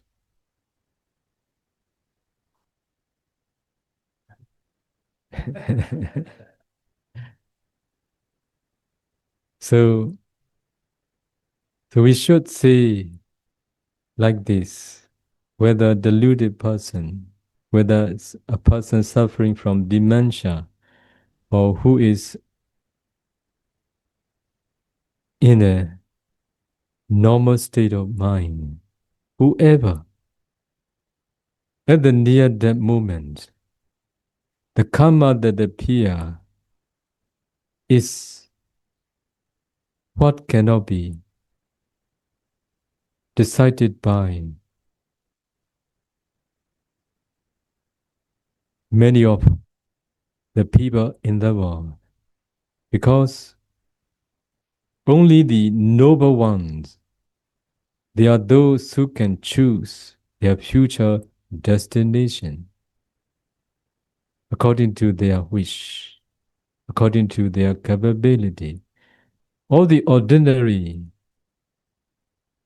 it will be karma sakata, according to the karma that appear at the near the moment. It will be wholesome or unwholesome. Among karma that we have accumulated, wholesome and unwholesome, not only in this very life, but also in many, many past lives. If they are strong enough to give their result at the near death moment, even in this very life, they can appear. Okay? So,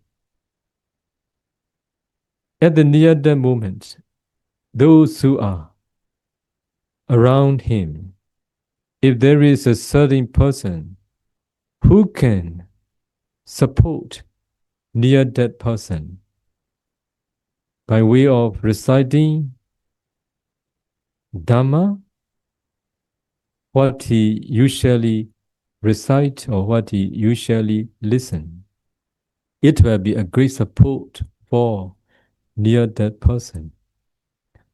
At that time, if we are speaking this and that, it will be difficult for them to organize their mind. Instead of saying this and that, asking this and that, let him rest peacefully. And then we should allow him hear just the Dhamma, what he is very much familiar. The voice, what he is familiar, the Dhamma, what he used to listen is the best. Okay? If it is new one, it is difficult for them to cope it with. Okay? So that's why you should think about this. But it is not easy to get the support of external things for all. That's why if we can prepare ourselves before we are going to experience, it will be the best. Okay? For those who are suffering from dementia, or for those who are suffering from other illness, whatever, at the near that moment, as they are suffering from a certain disease, to the extent they are going to take leave of this body. For that reason, at that time, mostly they have no body energy. They have no mental energy. They are unmindful at that time. So whatever karma appear, according to the Buddha, like a person who is drowning, okay? Who is drowning. If he see a piece of wood, he will be very happy. He will grasp. Or if he see a dead body, also he will be very happy. He can save his life. Okay? A person who is about to die cannot distinguish what is wholesome, what is unwholesome. Is going to leave this body to accept new existence. He is happily grabs whatever it is. That's why you should be careful. Regarding just now the reciting, sharing of merits in Pali, and I'm a Chinese, and I share the merits to my loved one and also the past loved one. How will they able to actually receive the merits? Will they be able to receive the merits? Mostly departed ones, they were reborn in the animal realms. They cannot rejoice sharing merit done. If they will be reborn in the human realm, they don't know you have shared with the intention for them. Mainly if they will be those who were reborn in the celestial realm. Okay? They rejoice you are sharing merit done. So if they love you very much, if they attach you very much, even though they pass away, as they have divine eyes, they are still looking at you. Okay? If things happen like what we see in the teachings of the Buddha. So King of Sekka, when he was a layman, he has his wife. So when he became, he stayed, help her, just because with his good intention. In the same way, if someone pass away, especially, have you ever heard the word Vinipatika Pita? No. Asura.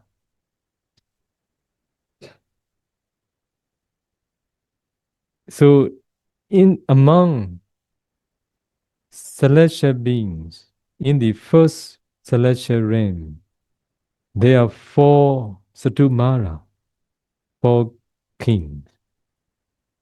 So under these 4 great kings, there are many devas, those who come into these existences with very good parami, with much punya. But there are those called small devas, okay, with less punya. Some they have no food, some they have no shelter, some they have no cloth. So for them, they can hear your sharing merit done if you invite them. As they are small devas, sometimes they have no divine ear. Also, they have no divine eye. But you can ask devas with much punya around you. Trees devas, earth deva, they are around you. Because of reciting Pali, because of reciting Patthana every day, they become aware of you. As they have divine eyes, they can know your past life too. Okay? And also, if you request my father passed away, my mother passed away, my auntie passed away. If you can survey with your divine eyes, please remind them, I'm going to share merit them. They will invite them. They will let them know with their power. This is the way they have. Okay?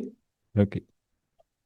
I have one last question. I think, I think previously you mentioned about the near death that you will tend to the concentration will waver.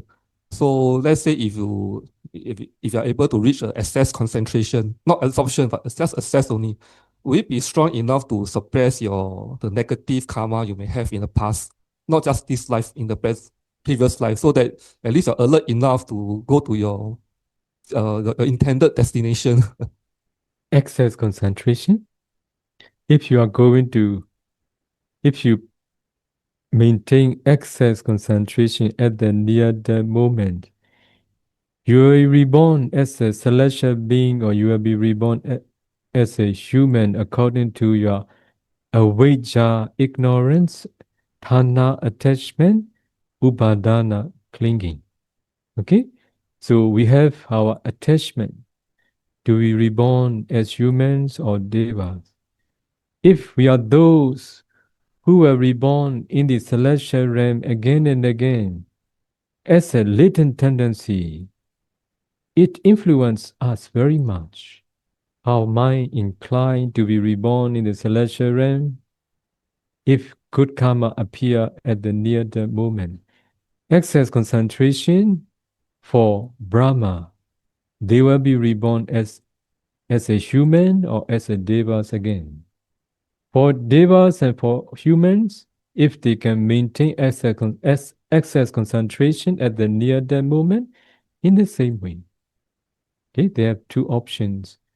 Do we reborn as humans, or do we reborn in the celestial realm as a celestial being? Okay? Okay. Wandami Sado, there are actually many, many more, but I think maybe we can do depending on Sado's condition. I ask one first, then at the end, Sado, let me know if it's okay to continue. Otherwise, we will end. Okay, Sado. So one question is also regarding near death.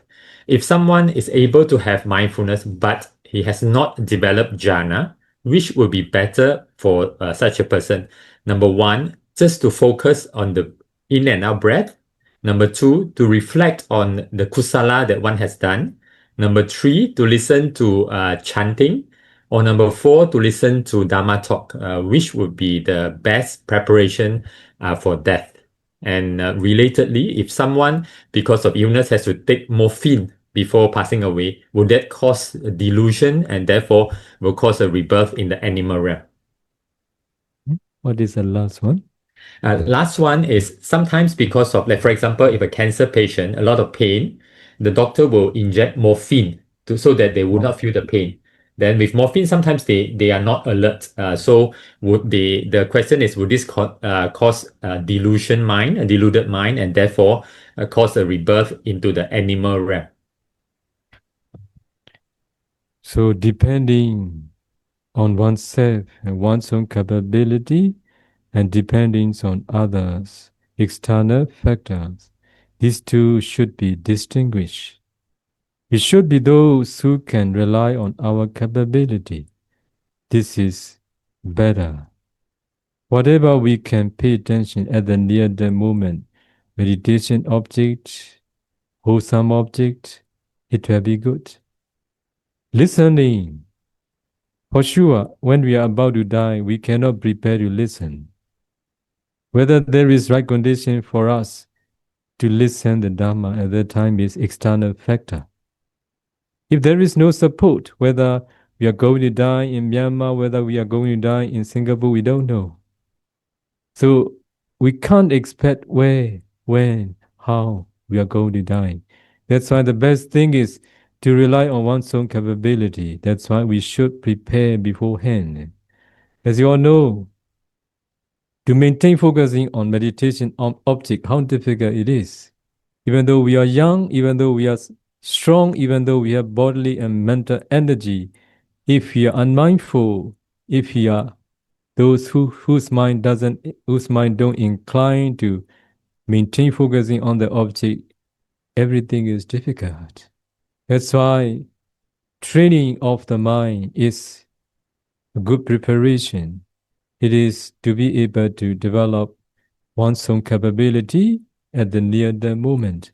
For external factors only depends on condition. Okay, for about those who suffer from cancer, so they are injected by such medication. So their mind is not alert. So they will be according to their karma. Whatever karma appear at the near the moment without their choice, according to the strength of the karma, according to their inclination, according to their temperament, the karma will appear at the near the moment. So it will decide their future destiny. The best thing is to have one's own capability. External factors are not sure. Okay. Sadhu, sadhu, sadhu. Sadhu can ask more question. Yeah, the teacher has energy. Oh, sadhu, sadhu. It is the students' good karma. Sadhu, the next question. If someone is would incline to practice in a forest, in a meditation center, but because there is family, there is work, and family members do not support his or her practice in the monastery, under such situation, should such a person ignore the thoughts of the family and just go for meditation practice, or just remain at home to just accumulate kusala and until the conditions are right for the practice? Which would be preferred, please? Appreciate Sayadaw's advice. So the day the Bodhisattva renounced the world is the day son Rahula was born. Okay? Those who come into this existence is with enough barami. There is no reason. No one can stop him. That's why if someone can stop, you are not yet strong. That's why there is no excuse for those who come into this existence with very good barami. Nobody can stop him from choosing the right path. That's why if you can say an excuse, you are the one who is not yet ready. Okay, that's why if you still think, oh, my son is still young, oh, my wife is demanding me, you are happy with their demanding because you enjoy. That's why you are not yet ready. That's why when you are ready, everything is nothing for you. Okay? Okay, sadhu, sadhu. Sadhu, the next question is about Buddhanusati. The questioner asks, he has been trying to practice Buddhanusati. He's been trying to see or reflect the Buddha in his mind every minute, every second, as long as he's awake. But still, he cannot feel feel anything. Of course, there is joy, but he asks how to do it correctly. Need to think of the Buddha's qualities like Arahang, Buddha, etc. So the words, Pali words that we reflect with its definition, it will be beneficial. Understanding is important, but nobody can understand the qualities of the Buddha. Only the Buddha can understand. We reflect to the extent according to our understanding. Anyway, in our life, we can do only two things. Related to this, I have asked questions to some of my disciples when there is right condition. I ask this question because I want to do for the good of them. Here I want to ask all of you too. How many things can we do in a day? Or how many things can we do in our life? No answer? Yeah, many things. Some, they gave me an answer. Uncountable things. Yes, it is true. You are correct. You're right. But we can put all the uncountable things into two. What we should and what we shouldn't. If we do what we should, we don't do what we shouldn't. If we are doing what we shouldn't, we are not doing what we should. Okay? Can we do more than this? No. Only what we should and what we shouldn't. If you don't recite, if you don't do recollection of the Buddha, or if you don't recite 9 qualities of the Buddha, you will do what you shouldn't. That's why recite mindfully. Sometimes you will emphasize on the meaning. Sometimes you have no right condition just to recite. It is what you choose to do, what you should do. Okay? In our life, most of the time, all of you are doing what you shouldn't. Okay? Your mind inclined to do what you shouldn't. That's why to replace with what you should is important. Recite 9 qualities of the Buddha. The devas were around you because they know the qualities of the Buddha. They see those who are reciting the Buddha's quality. They respect such person too. Okay? If something happens, they will come and help you. Okay?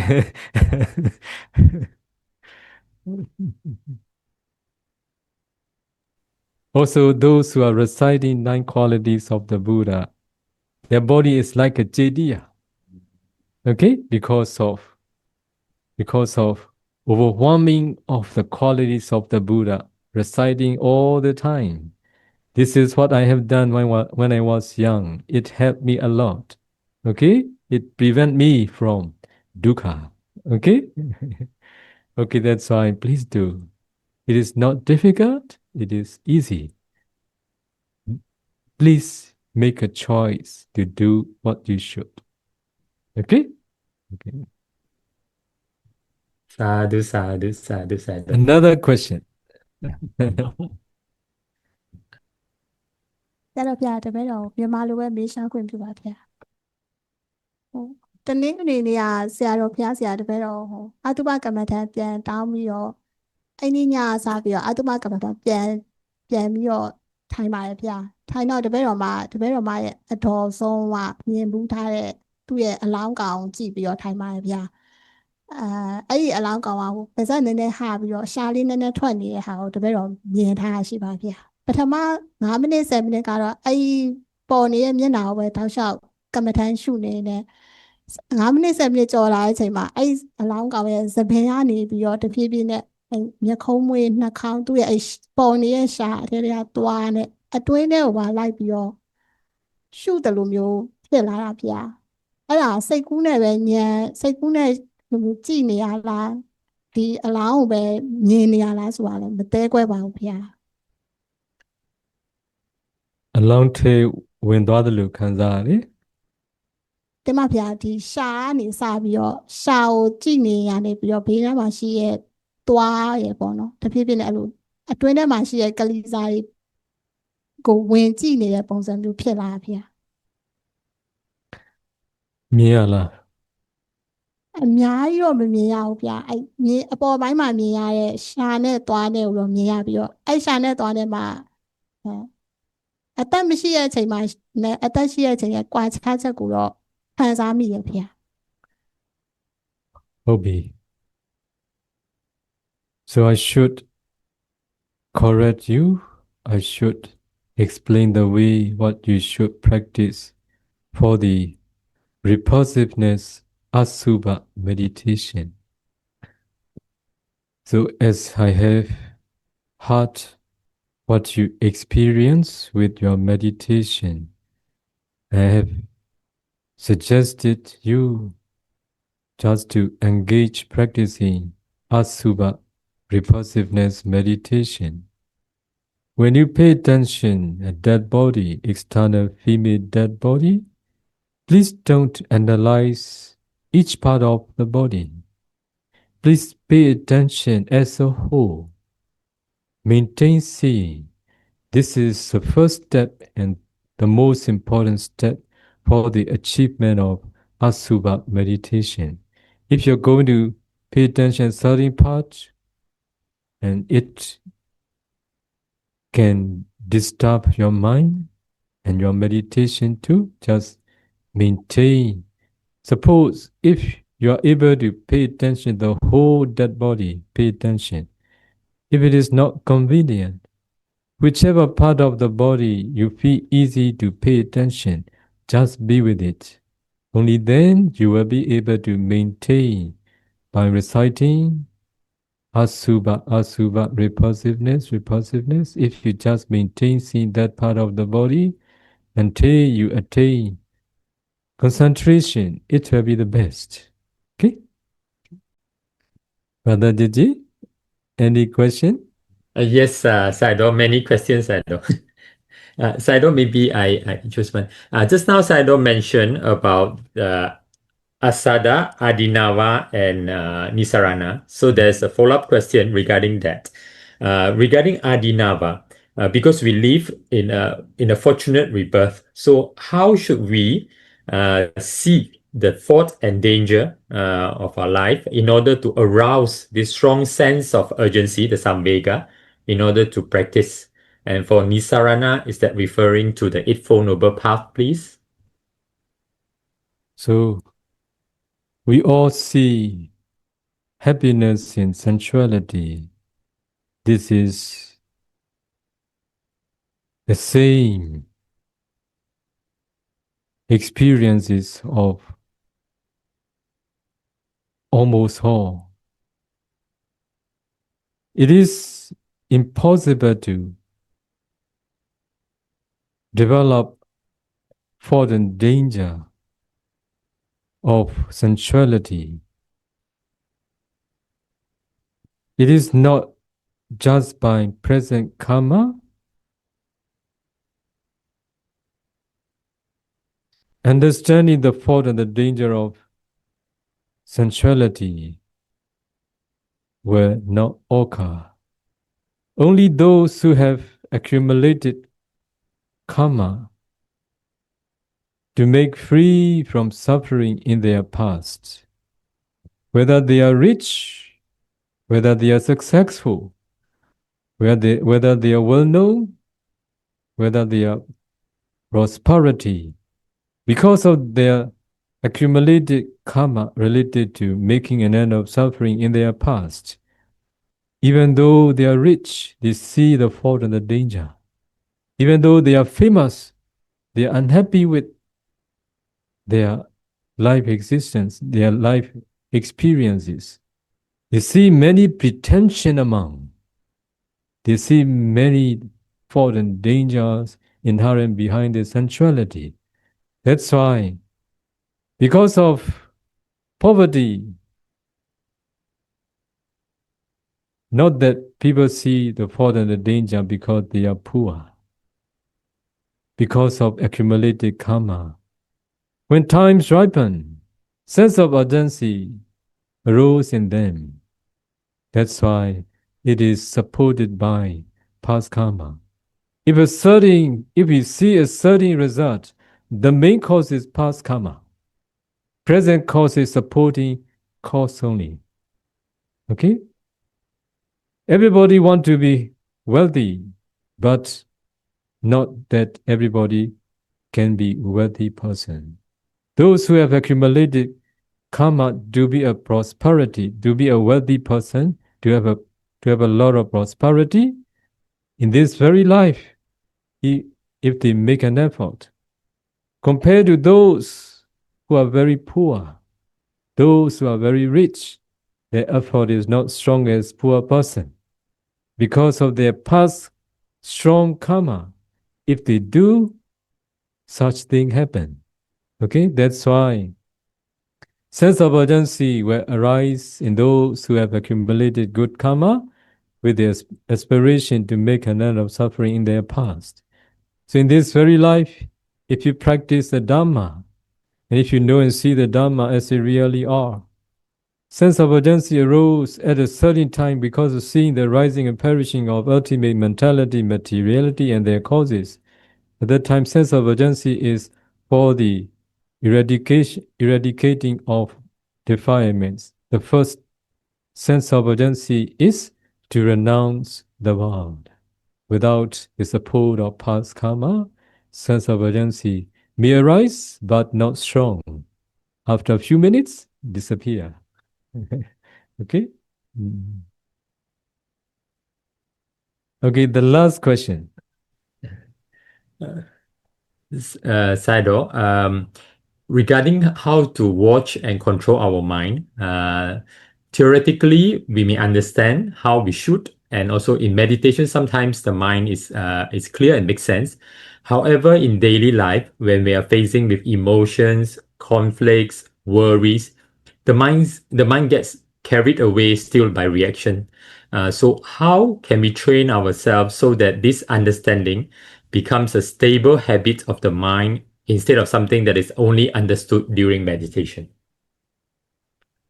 So whether practitioner, whether those who are not practicing meditation, they should do what I have shared with all of you, to be skillful reading the habits of one's own mind.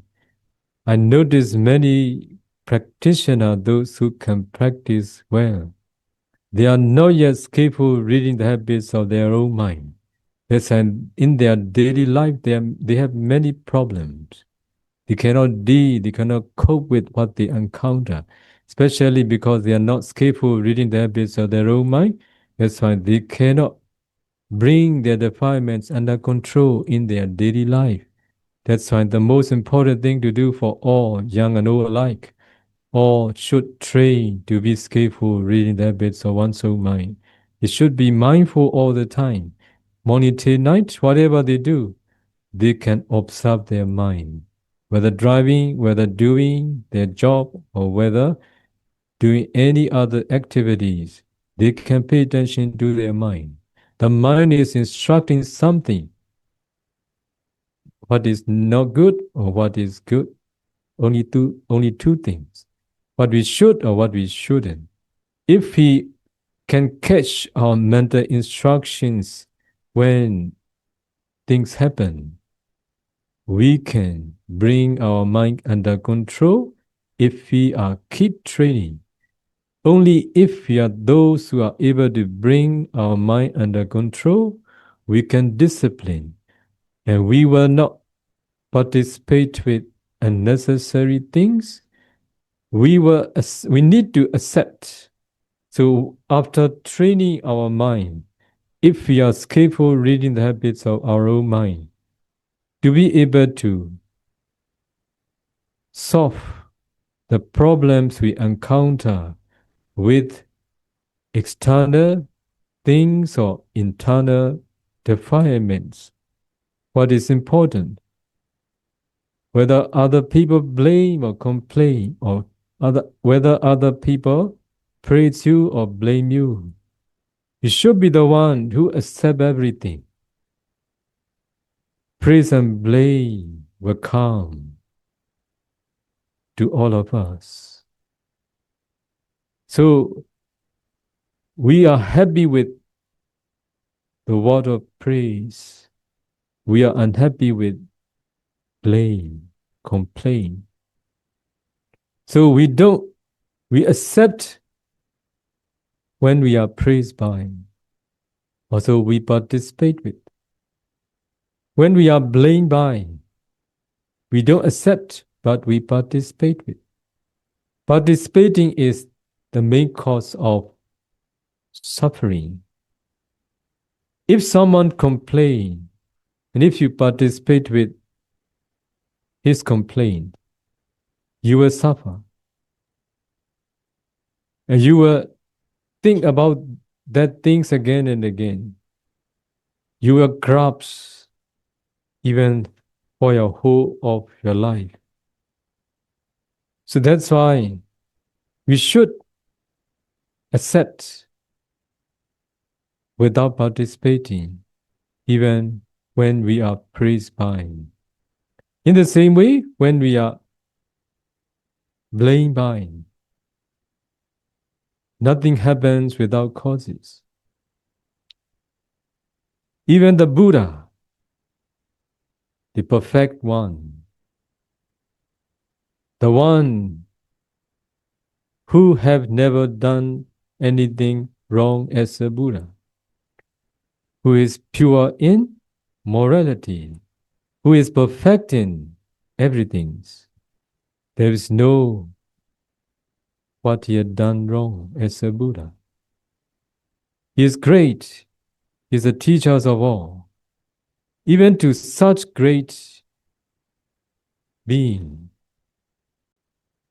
he was blamed by, he was accused by. It is not just because of Buddha who had done wrong as a Buddha. It is ripening of his past bad karma, what he had accumulated when he was not yet mature. It followed even to the Buddha. He was accused by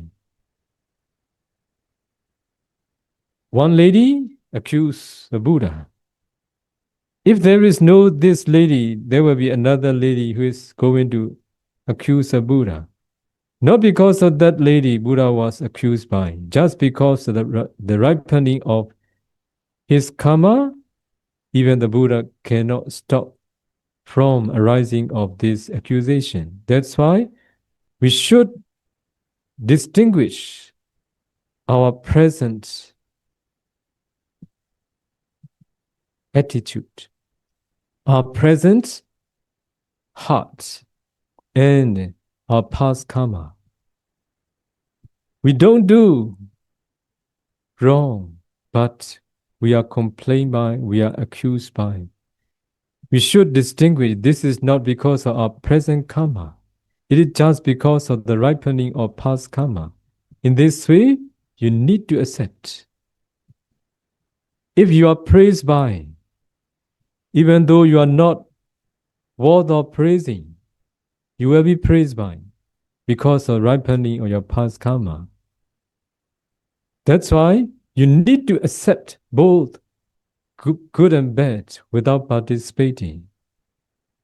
Nothing happens without causes. So there is Myanmar saying, "Badu mabyu, mimi amu." Nobody did it. It is ours. Okay? We are praised by because of our karma. We are blamed by because of our karma.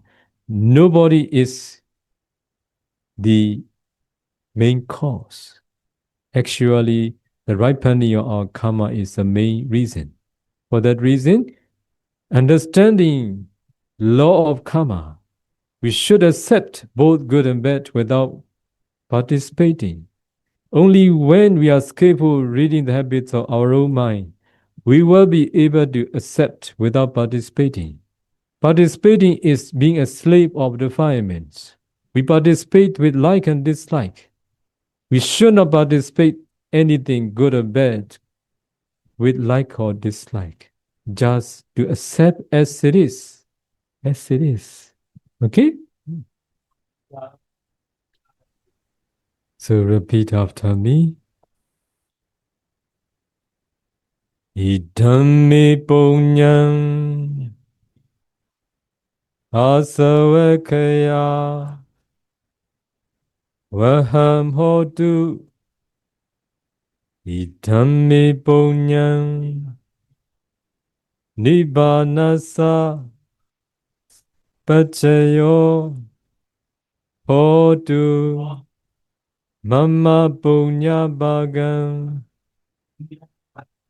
sabba satanam bhajimi te sabbe me samam punya bagam labantu Sadhu, sadhu, sadhu. Now we would like to do Okasa. But before that, maybe for the benefit of some who may not be familiar, maybe if Saido kindly allow me to just explain briefly. So for this Okasa, there will be three parts. Those on the Zoom will be able to see the wordings. Then the first part, we would like to humbly share whatever merits we have accumulated with Saido. May Saido be well and happy, strong and healthy always. May Saido always have the good health and the right supporting conditions to continue to teach meditation, to propagate the true Dharma, and to bring the ultimate deathless benefit to countless beings. And then the second part, we would like to sincerely and humbly request Saido to kindly share all of Saido's powerful and incalculable merits in all aspects with us. And may we rejoice especially in Saido's supreme merit of guiding many who have come into this world with strong parami to directly know and see the Dhamma. May we too have the right conditions to meet with the true Dhamma, the right teachers, and progress smoothly and swiftly on the path to realize Nibbana in this very life. And lastly, and very importantly, as Saido has explained just now, in order that we may not have regret and not to have any obstructions in our practice, we would respectfully and humbly request for forgiveness from Saido. So if throughout this long samsara, if we have done anything wrong, whether through body, speech, or mind, whether intentional or unintentional, whether directly to Sayadaw, whether it is to the Buddha, the Dhamma, or the Sangha, whether to any Aryans, any noble persons, or any form of mystics that may become an obstruction to our practice, or to our rebirth in a fortunate rebirth where we can practice and realize the Dhamma. For all these wrong and mistakes, we would like to sincerely, respectfully, and humbly request for Sayadaw's kind forgiveness. Sadhu, sadhu, sadhu. Sadhu, sadhu. So let us now do the Okasa together. Okasa Vandami Bante. Sadhu, sadhu. Maya Katang Punyang Samina Anumoditabang. Sadhu, sadhu, anumodami. Samina Katang Punyang Maihang Databang. Sadhu, sadhu, anumoditabang. Sadhu, sadhu, Anumodami. Okasa Dwaratayena Katang Sabang Achayang Kamatame Bante. Kamami kamitabang. Sadhu Okasa Kamami Bante. Please bow 3 times. Sukhi hotu, nibbana sapajayo hotu. Sadhu, sadhu, sadhu. Thank you very much, Sadhu. Sadhu, sadhu, sadhu.